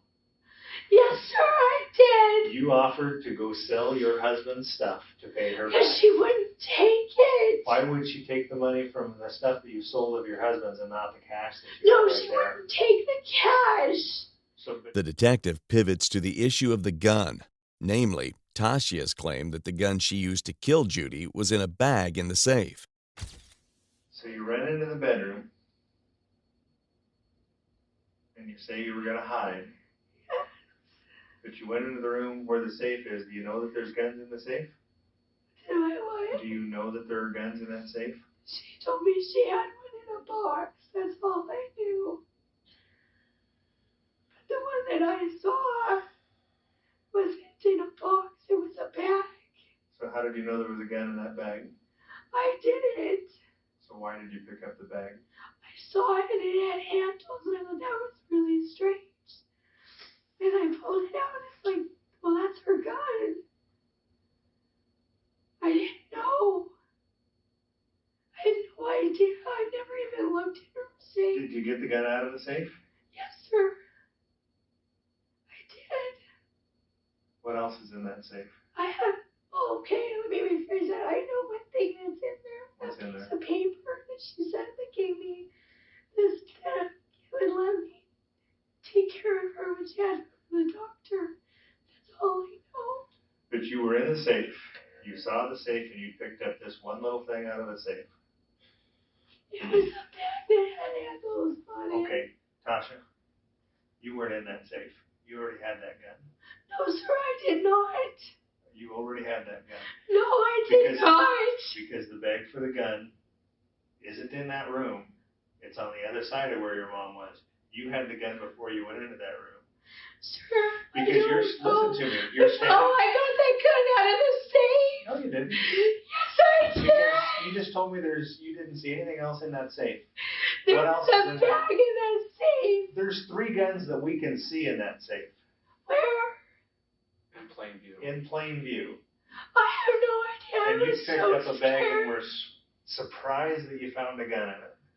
No, I saw the handles and I didn't know what it was. It was just a bag. So I pulled it out and I realized it was a gun bag. That's all I knew, but I took that gun out of that safe. Well, that gun was underneath the seat of your mom's truck. What? Don't act all surprised because we've already discussed this. What? No. Tasha, That gun was in the safe. I didn't know there was a gun in her truck. Tashia yells at the detective, acting combative and interrupting him at every point. So the second detective steps in, and he has much less patience than his partner. He places himself face to face with Tashia, leaning in so she can't avoid his gaze.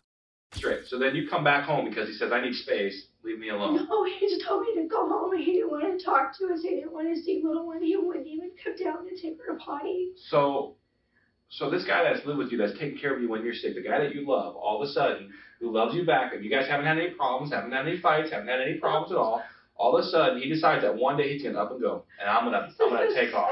Okay, listen. Okay, listen. You gotta let me talk, girl. You're cutting him off. You're cutting me off. Okay. Let us finish our statements, okay? Because it's issues, okay? Okay. So then you come back home. Can you slow down? Yes. I have a migraine. It's hard. Okay. Then you come back home. Yeah. Okay. And you're having arguments with your mom, and we're having problems. Mom's been drinking. She's a lush. She likes her wine. Is that right? Oh, she was so drunk. Okay. Okay. She likes her wine. Okay. Yeah. So then we wake up today. I was there when your little girl got interviewed, okay? I watched the whole thing. Okay, she's fine. There's nothing wrong with your little girl. Very traumatic, though, to see a dead grandma laying on the floor. I just want you to know that. I was trying to keep her from that. Let me talk. Please stop. Stop. Let me talk. Okay. Me too. I'm ADD. It is. Tashia continually interrupts the detective and tries to change the subject. But unlike his partner, he's not about to let her get away with it.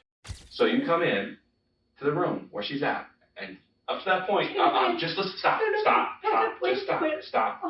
No. Stop talking. Stop. Okay. Just stop talking. Okay. You come into the little girl's room, and you tell her, turn up the TV as loud as you possibly can, and then you leave. Okay. She's in there up until that point, and I don't want you to interrupt me anymore. Okay. Just listen to what I have to say. Up until that point, she does not remember you guys arguing at all that day. She said she's in there playing with her Polly Pockets and their accessories. She's not. The TV, I don't think, is on if you tell her to turn a movie on and crank it up. Okay, you understand what I'm saying? She's in there for what she describes as a short period of time. Okay? Listen, a short period of time. And she hears, and that's what she did. She clapped her hands. 1, 2, 3. Okay? She comes out, and she looks down the hallway and sees Grandma's feet. She walks over to Grandma and says, I see her hand. I see the muscles in her hand. Okay? One hand. Okay? Then she continues to walk down the hall and she sees the gun on the floor. Okay? She said she almost tripped on it. She describes the gun. She describes the axe. She walks around the corner, seeing you coming out of the garage. Stop. Sees you coming out of the garage. You're on the phone with somebody telling them, and she thinks you're on the phone with Dad. On the phone with Dad. And you're saying, you need to come and get me, or you need to send me some money because I killed Nana. Nana, right? Is that what they call her, Nana? Okay, stop. Nana. And you got to come and get me. Your little girl is saying this with no emotion on her face at all, and just straight up saying this. She said, you tell her to go into the garage with the dog. So you put little girl in the room, in the garage with the dog. Eventually she comes back out and you're on the phone again with somebody else. Okay? Then you hang up the phone and you tell her, Grandma was chasing me around with an axe and I just had to protect myself. And then you put her back in her room. And then she said as soon as she gets to her room, she sees the sheriff. And then that's when everything else happened. So what I truly honestly believe, okay, listen, there's a good person here who makes a mistake. And that mistake is you know what? At the end of my rope, I cannot deal with this anymore. You've been fighting with me since I was 7 years old. You just said that to him. You've been fighting with me since I was 7 years old, by God. And you know what? I've had enough. I'm here. Do I think you're this cold, calculated killer over here who decided I'm going to go meet my boyfriend in Oregon, and he says, if you don't leave, if we don't take care of Grandma, this isn't going to work out anymore. This is over. We can't deal with this anymore. For the love of your husband, you're not that lady. You're not that lady that cold, calculated killed your mom. Do I think that you're this person over here that made a mistake, that just finally snapped? I have a migraine. Mom, shut up. I can't take it anymore. Would you just leave me alone? Snap, and it happened. Now that gun, your daughter told me she saw that gun because Grandma showed it to her in the car. She said she pulled it out and showed her that gun and said, if anybody ever tries to hurt you, I'm gonna shoot him. She showed your little girl that gun. Your little girl said, I've seen that gun before. It was under the seat of Mom's truck. You took that same truck to Oregon. You had access to that firearm. That firearm was not in that safe. No. Let's stop talking. Stop. That firearm was not in that safe. Okay? There were guns in that safe that you could tell were guns. I'm looking at the picture of the safe. They just took a snapshot. Boom. Here's a picture of the safe. There are gun handles in there. You could have reached in and grabbed that gun handle in plain view. You're telling us that you grabbed this bag that you don't know what's in it. It has 2 handles. It's just suspicious. You grab this bag with these handles, and then you decide to open it, and there's a gun in it, and then you shoot your mom with it. But that bag wasn't left there. The bag was outside. The bag wasn't in that room. Do you understand what I'm saying to you? There's a lot of issues that we're dealing with. Do I think you're this cold, calculated killer? No. Did you snap? Probably. Probably. Can I talk to you? No. And what I'm trying to figure out is why all of a sudden are you going to try to say that, and when we're hearing that your little girl's telling us that mommy took money out of the safe to go see daddy, and grandma was mad that you took money out of the safe? No. The little girl's telling us all this stuff. And then we listen to the 911 dispatch tape. This is exactly what's on the 911 dispatch tape. Okay? Ring, 911, bang. Give me that, give it back, something to that effect. And then click, ding. And that's not your voice, that's grandma's voice. We know you shot her. You told us you shot her. Okay? She's on the phone with 911. Why? Not because she's chasing you around the house with a hatchet, but because she's trying to protect herself with that hatchet because you've got a gun, girl. And you're pointing at her. So she calls 911. And then all of a sudden, bang, you shoot her. And then when they call you back, they call you back, you are not calm, cool, and collective. You are going through some emotional stuff, sister. You're barely keeping it together on that call. You're barely keeping it together on that call. And you tell them, I'm just changing the batteries. And then click. Is that what I said? Okay. I couldn't remember. Is that what you said? Because you just killed your mom. You just shot and killed your mom. And you told somebody that on the phone. You don't think I'm going to be able to talk? Who did I tell that to on the phone? You told whoever you were talking on the phone, you said you wanted money. And no, you wanted money or you wanted them to come get you because you needed to get out of there because you just killed your mom. No, You said I no. never said that to Tasha, yes you did. No, You're sir, telling me that your daughter, not. Tasha, you're telling me that your daughter is making that up? Your daughter's Yes, making she up that is. she walked I in? never said that to anybody. Yes, you did. No, sir, I did not. Together, both detectives relay the moment that Tashia killed her mother, going back and forth in quick succession in a way that makes it difficult for her to keep her story straight. You got her to go into that safe and get that folder because you wanted to get into that safe. I think you thought there were money in that safe. No, You went in there and she comes out with the folder and you guys are still arguing. I'm not even so sure she had the big black club in her hand. I think she had the folder in her hand and a phone in her other hand because we know she called 911. We've got the 911 tape that I hear the gunshot, I hear her voice. So that puts a phone in one hand. I've got a bullet hole in a manila folder. I've got a bullet hole through a manila folder. That's 2 hands. That's 2 items she's got. You go get that axe somewhere else because I've just shot mom. Now I gotta have it self-defense. So I'm gonna go throw this down She came out of the closet with it. Did you have the gun at the time, or was it What after do you that? mean? Okay, so she comes out of the closet with the club, or with the, what was it? What'd she have in her hand? It was a black thing. He Okay. said it was. So listen. So she comes out of the closet. Out of what closet? I told him. Where's the picture I drew? Is the closet in her room or is it somewhere else? What closet is it? It's attached to the bathroom. Okay, in the master bathroom? So she got the hatchet, or the club out of that bed or closet? The master closet. That's the picture I drew for you. Out of the same closet that you got the gun out of? Yes. So she's got hatchets in there. What else is in that closet? Her clothes. So who got who first?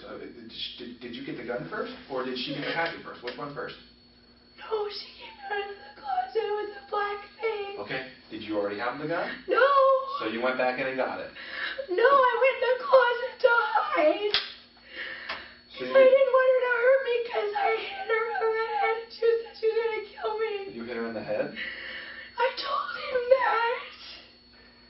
She told me that she took the hatchet away from Mom and hit her with it. Mom took the hatchet back. Today? Today. Yes. So you hit Mom in the head with a hatchet? After she came after it, I just didn't want her to hurt me. Has she hit you in the past? You know, where was your mom hurt when the box fell on her head? When the box fell on her head. Where's her injury on her head from the box falling on her? She said it was a lot of places. Was she cut open? No. Okay. She was. So you hit her in the head with a hatchet? I didn't want to hit her. Okay. So am I going to find trajectory of bullets that while she's laying on the ground with this injury to her head that you shot her? Are you what? Did you shoot her while she was laying on the ground? I don't know. I don't think so. If she's hit, I don't know. I know that she has got an injury to her head that she is bleeding from. So you're telling me that you hit her in the head and she went down, then you went in and got the gun and came out and shot her? So what is it, Tasha? You didn't listen to me. Oh, I'm listening. I'm just not hearing anything. She came out of the closet. She had the black thing. And you took it away from her. She was coming at me and she swung it at me twice and missed.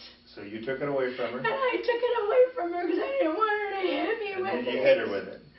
The only reason why I hit her with it was because she grabbed me and was So when I get get that thing, I'm going to take fingerprints. I'm going to get the top fingerprints on that. The top fingerprints are going to get hers because she's the one that had it and you shot her, right? Yes. I'm not going to find your fingerprints on top of her fingerprints because you took it and you threw it down there. No. Or am I not going to find fingerprints of hers on it at all and just find yours? No. Print it, please, because she had that damn thing. She was chasing me around. So you hit her in the head with it. And then, hold on a second. You hit her in the head with it. How did she get it back? Because I told him she was pulling me back. And I hit her with it. Uh-huh. I didn't mean to. Well, you hit her with it, okay. And I hit her with it. And I got up. And you left it? No. She took it out of she spun around and she ripped it out of my hand. And she was, now I'm going to effing kill you, bitch. Because you hit her in the head with a hatchet. Or the black thing, I don't know what it was. Okay, so then you hide in the closet. Because I couldn't get hold out. on. You hide in the closet and you shut the door. No, I was good. I was working on shutting the door, but I'm afraid of the dark, and I was trying to find the light. And then you reach in and grab a bag. And I realize I'm trapped, and I'm claustrophobic, and I'm like, I got to get out of here. This is bad. She's got this black thing, and I thought she was going to come in and get me. Okay.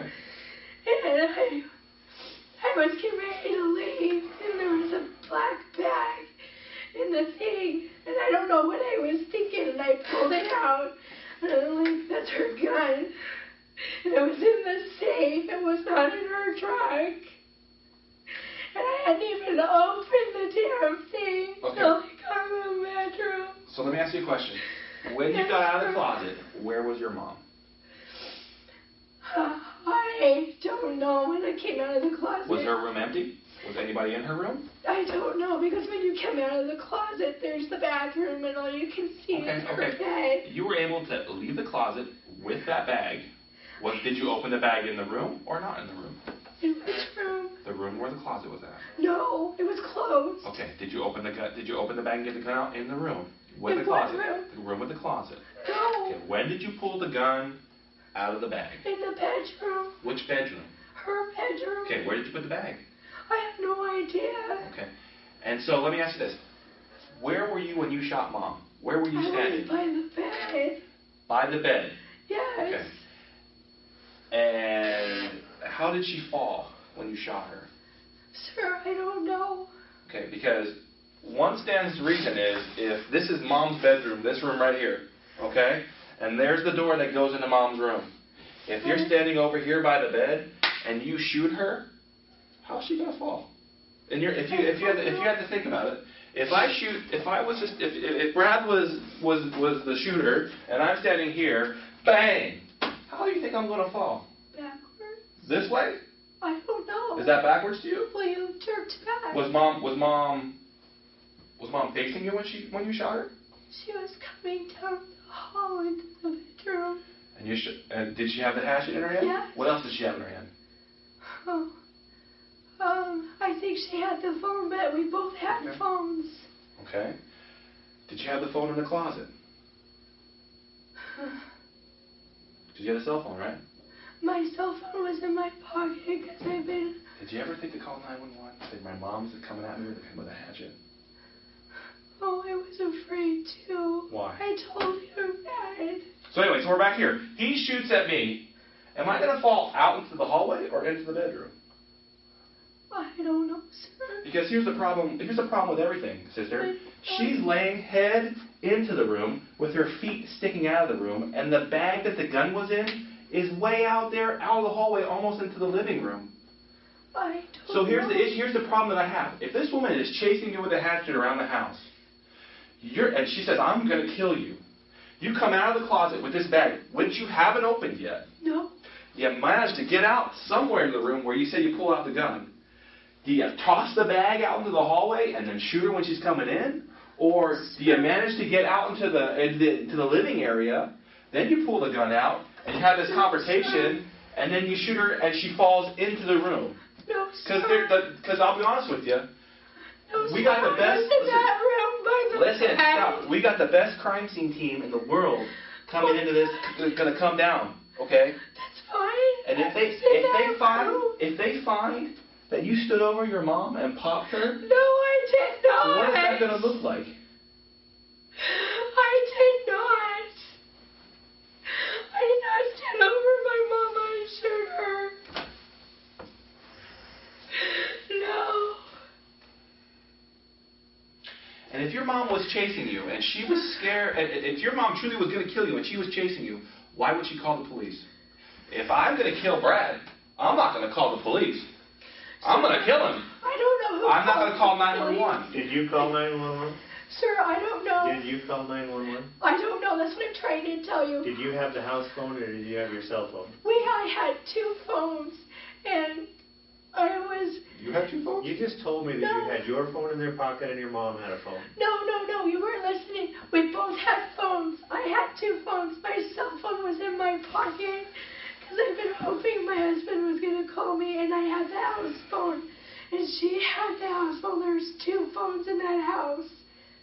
Right, your mom had a house phone, you had all your this cell stuff phone. happened. And the alarms went off. And I looked down at the phone, and it's on, What phone? the house phone. It's on talk, and the light's on. So I didn't know if somebody was on there or not. Did you call 911? Did you Sure, physically dial 911? I don't remember. I don't remember. But I swear to God, I did not stand over my mama and shoot her. Eventually, the second detective leaves. After 4 hours in the interrogation room, it's clear that both are frustrated, and their distraught suspect is almost at her limit. Listen to me. What happens is we get a 911 call, the one where we hear the bullet or the gunshot, we hear the, we hear the person say, "Give me that." Okay. Then, from my own dispatch call, I hear the phone ring twice, and then you answer the phone. You just didn't accidentally hear a voice, because I would have heard that on the phone. I'm sure I did not hear Tasha, that phone ring. Your story is not matching. No, sir, I did not hear that phone ring. I did not know there was somebody from that phone. Your story doesn't match. Sir, I did not know there was somebody on that phone. It just said talk and the light was on. Well, no, the phone rang and you answered it. I didn't hear it. You heard a phone call come in and you answered it. No, sir. Tasha, you don't just accident. If somebody calls my phone, unless I hit the talk button or I pick it up and listen to it, It doesn't answer. It goes to voicemail. Sir, no, That didn't go to voicemail. You told me earlier that there was a problem with the phone. You told me that you couldn't get called and you were trying to talk with your father. Yeah. And I'm gonna, well, I'll tell you what, I'm gonna go over and talk to him. Please talk to me because... Tasha, I would love to talk to you, but you just sitting here lying to me. No, I'm not. At some point, you need to tell the truth. The evidence is going to tell the truth. And it'll show I'm not lying. Well, your daughter's telling me a different story. I'm sorry, I swear to God, I'm not lying. The neighbors are telling me a different story. And I'm sure I'm going to go in there and talk to your dad and find out that there's a whole other story. No, there isn't. Tasha, I'm going to go see what your dad has to add to this. And I'm going to go see if I can find out who this Ed guy is. What's Ed's last name? And Hasty. Hasty? Yes, he's working in Oregon. He's working, I think, in Nevada right now. He's in Nevada. All right. I'm going to go see if I can track down Ed. Finally, the detectives enter the interrogation room for the final time. They've spoken to one of the last and most important people adjacent to the incident, Tashia's father, the victim's ex-husband. Tashia has finally talked herself into a corner. But will she tell the detectives what they want to hear?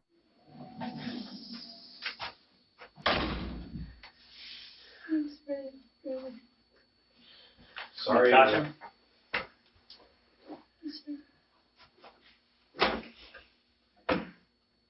We've been through all these things before. There are some things that you've done that make me believe that this is a premeditated thing, that you've been thinking about doing this. Okay. Don't ask the questions, let me handle the questions. I'm sorry. You talked to Bogey, your dad, today. Yeah. You asked your dad, what do I do if she comes after me? Yes, I did. That tells to me that you're thinking about what are you going to do to defend, or what are you going to do? You're trying to come up with a story. No. There's other issues that are going on that your dad's telling me about. You're telling me, when was the last time you talked to Todd? Yesterday? And that's what you've told me already. You talked to him yesterday in Oregon. Yeah. You talked to Todd today. You told your dad you talked to Todd today about a storage unit in Hayden Lake. Do you recall that? I didn't talk to Todd today about storage. That's not what your dad's telling me. There is... No, my dad told me my storage unit today was sold. Tasha. Look on my phone, I did not talk to Todd today. And you're upset because Todd didn't tell you about the storage unit being sold. You're all upset about all these things. There's so many holes in what you're telling me. You're leading me to believe that you're this big evil person that premeditatedly killed your mother. That's what I'm seeing. I mean, I can understand it. I can understand. Things happen in the heat of passion, that your mom was on you and she's running around the house yelling at you, and you were just wanting to make it stop. My husband today. My dad told me today that he had talked to Why has your mom been telling everybody, including your dad, the banker in Oregon or Idaho, the neighbors, Ryan and Tanya, that they think that Todd and you were trying to kill her? Sir, Todd is in the garage. No, let me finish. Todd is in the garage telling Judy to back up, and as soon as she gets into a spot that's just right where he wants her, bang, a box of books falls on her head. And hits her on the head, and Tasha. You do too know. No, sir, all I know is what they told me. When Tasha, they told me she was by my truck. How many times have you shot a gun in your life? Okay. You know all about guns, right? No, not really. Tasha. I shot my dad's. You know that I'm talking to your relatives here. You know how to handle a gun. A 9mm. Now, what I'm seeing from the pictures of the injuries to your mom, you were this close to her when you shot her. You weren't across the room. You were this close to her. Sir, I was Listen not. to me. You're going to listen. You were close enough to her that there was gunshot residue on both her and you. You were close enough to her that the bullets went up. You were standing right there. I mean, the bullets went up. When it hit her, you hit one into the ground and then you hit one right into her hand. I don't know how many times you hit her, but you were close enough that you hit her. It's likely Tashia knows that the interrogation is reaching its end, so she's crying less now, defending herself more firmly and pushing back against the detective's questions. The other thing that your dad is telling me is that your mom was so sore and wounded from her injury on the head, she couldn't even lift her hands up. She hasn't been out of the house. She hasn't driven a car until today. My dad does not know. He's talking to her. He talked to her today. My dad doesn't know. My mother cleaned the house yesterday, and she was doing laundry today. Tasha. She took garbage cans out to the yard. My dad doesn't know what the hell he's talking about. He's talking to you. He's talking to her. You're asking your dad, what can I do if she comes at me? Your own daughter's telling me that you're on a telephone talking to somebody, maybe your husband, maybe this Ed, I've killed her, I need some money, I need to get out of here. Tasha.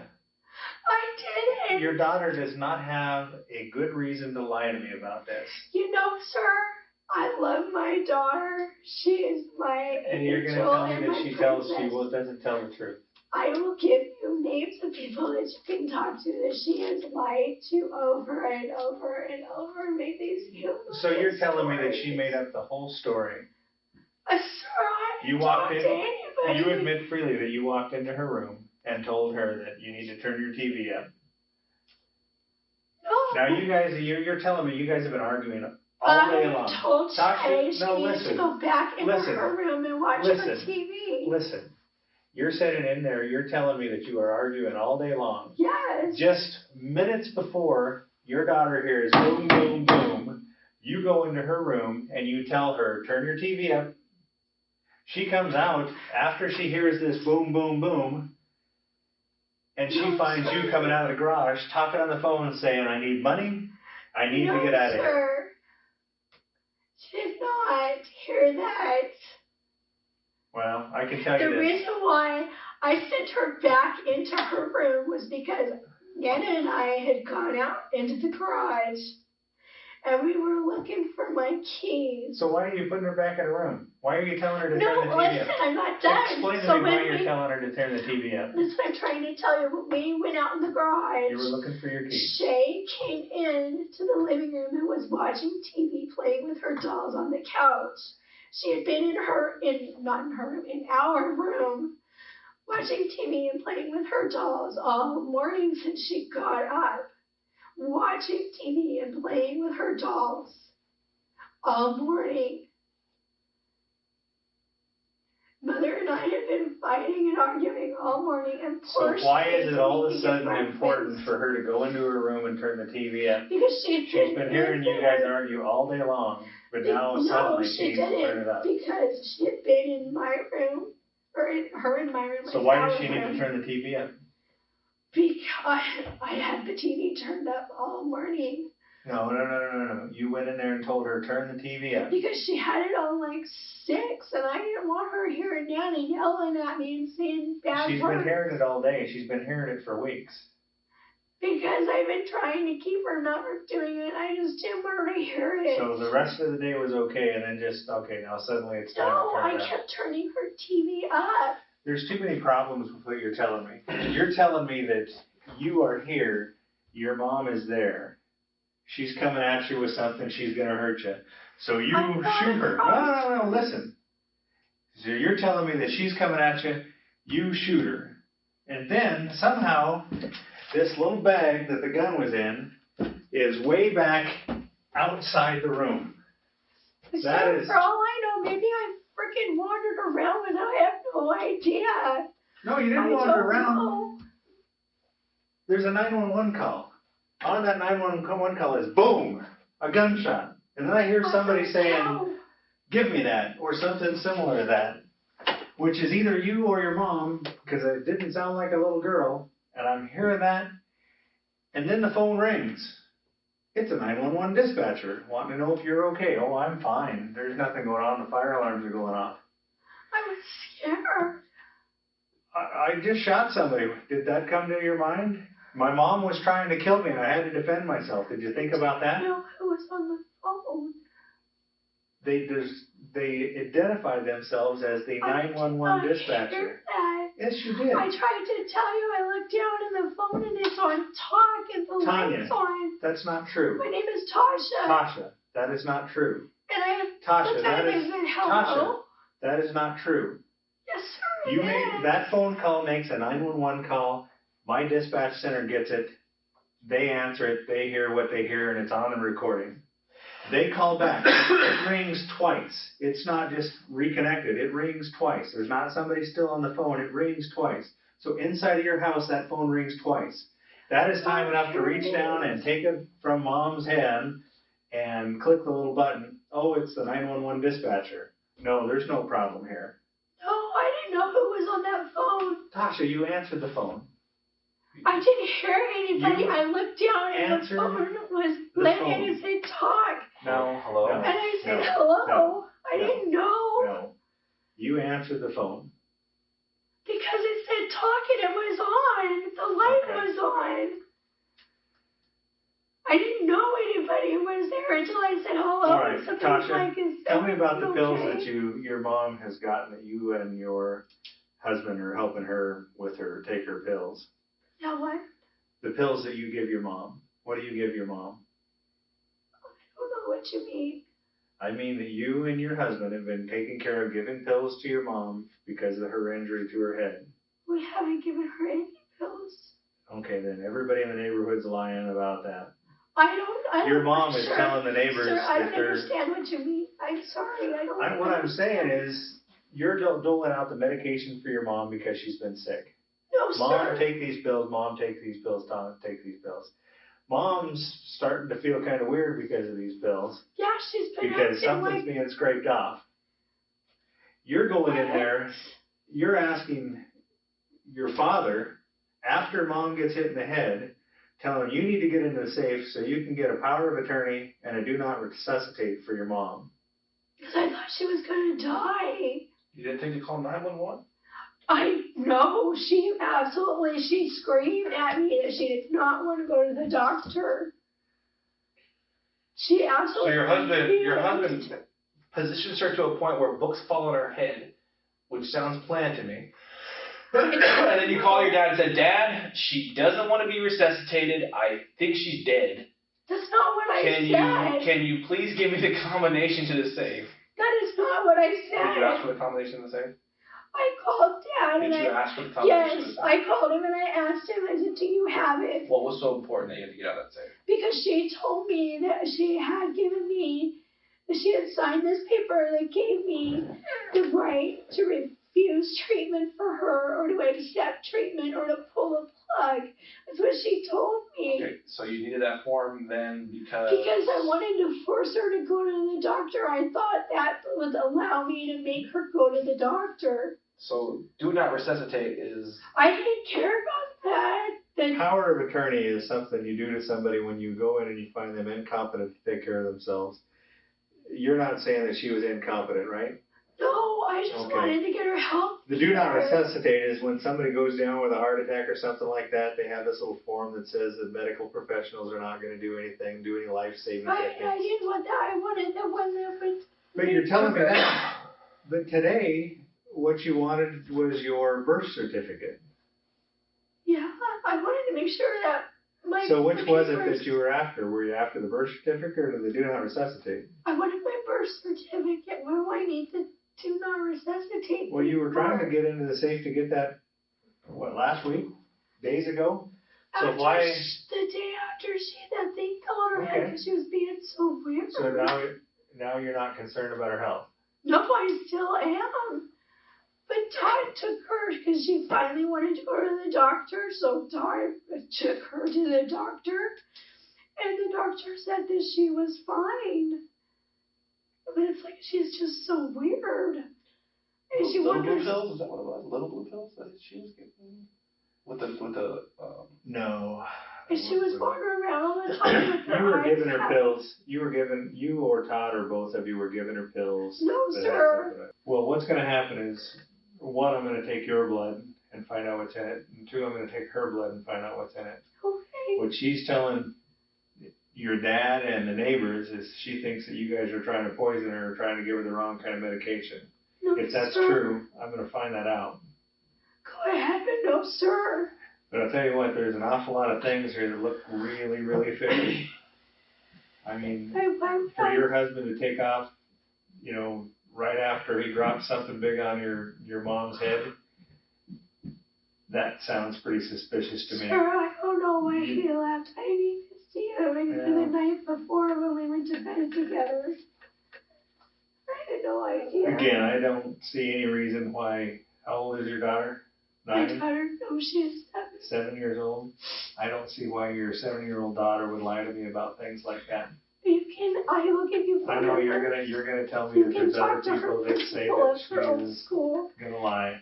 But I'm telling you right now is, stories that she would. I'm gonna tell you right now is she is giving what I would call a viable statement that these things, I believe that these things happen. I think that you're sitting here lying to me about these things. No, Understand sir, this. I'm not. Understand this. Is we will do a thorough investigation. The crime scene is going to show us exactly how that happened. It's fine. All of these family members and neighbors and all that stuff of yours are telling us something completely different from what you're telling us. Sir. What they're telling me supports the evidence that I see there. No, You know, sir. if you want to sit here and lie to me and tell me that this isn't Sir, I am something, not lying. are you telling me that you've never thought about what it would be like if your mom wasn't there? There, where? Anywhere. If your mom was No. gone. Not once, not just in the wildest dream. Man, if she wasn't there, I could do No. this, I could do that. No. I may not like my mom, and she may treat me like garbage, but she's still my mom. She's like the only family I have left. I don't even feel like my dad's my family. He's got a new wife, and who cares about his daughter? She was all the family I had left. Well, I can tell you this. And we were He like, still cared about his ex-wife. well, that's amazing. I'm so glad. Because she thought that he just hated her. I don't believe that. That's There would what be, she if thought. that was true, why would she be getting ready to go spend a couple of days staying at his house so she can go get all of her doctor stuff done? Because we no longer live in Post Falls. She always stayed with us when she came to her doctor visits. Always. All right. Well, Because she doesn't want to spend the money to stay at home. okay. Tashia might be emotional, but she isn't cracking.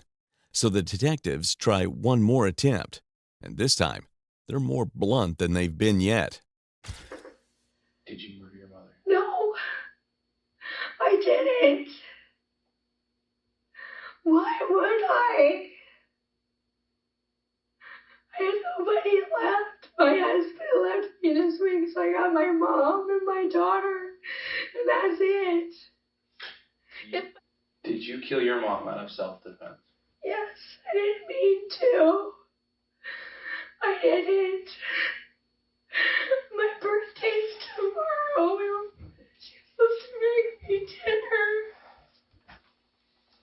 Okay. All right, we'll be right back.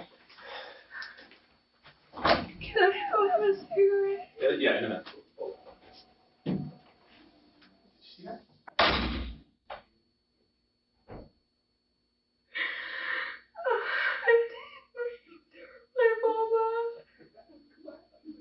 But Tashia doesn't budge from her claims of self-defense, and the rest will have to play out in court.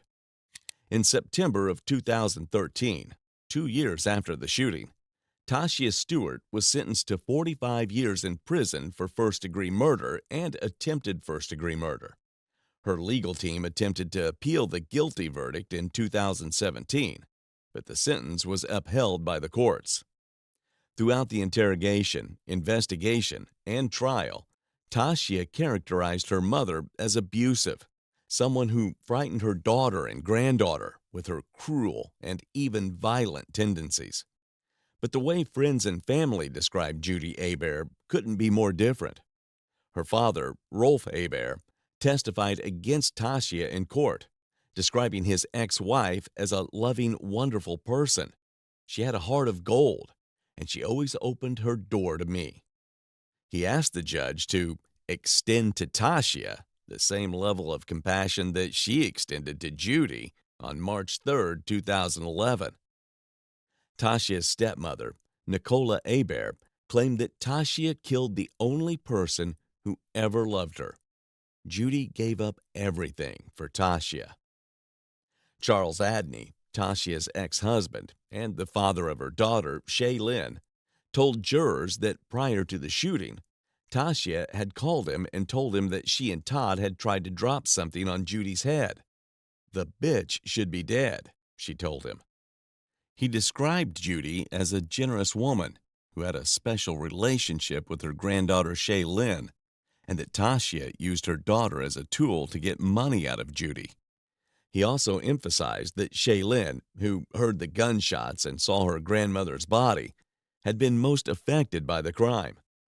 "How do I help my 9-year-old daughter try to understand the pure evilness of this crime?" Adney wrote in a letter to the court. "What do I say to his daughter when she asks why her mother had to kill Nana that loved her so much?" During her court appearance in 2013, Tashia described the sentence as a fate worse than death and accused her family members and Judy Hebert's neighbors of conspiring against her. "Without their lies and deceit, there is no case against me," she told the courts. "I hope that I will get a new trial so that the truth really will come out." Whatever happened between Tashia and her mother Judy, the outcome is the same. A little girl has lost both her mother and the grandmother who loved her deeply. And Tashia's decision to take Judy's gun and pull the trigger has ended in devastation for an entire family.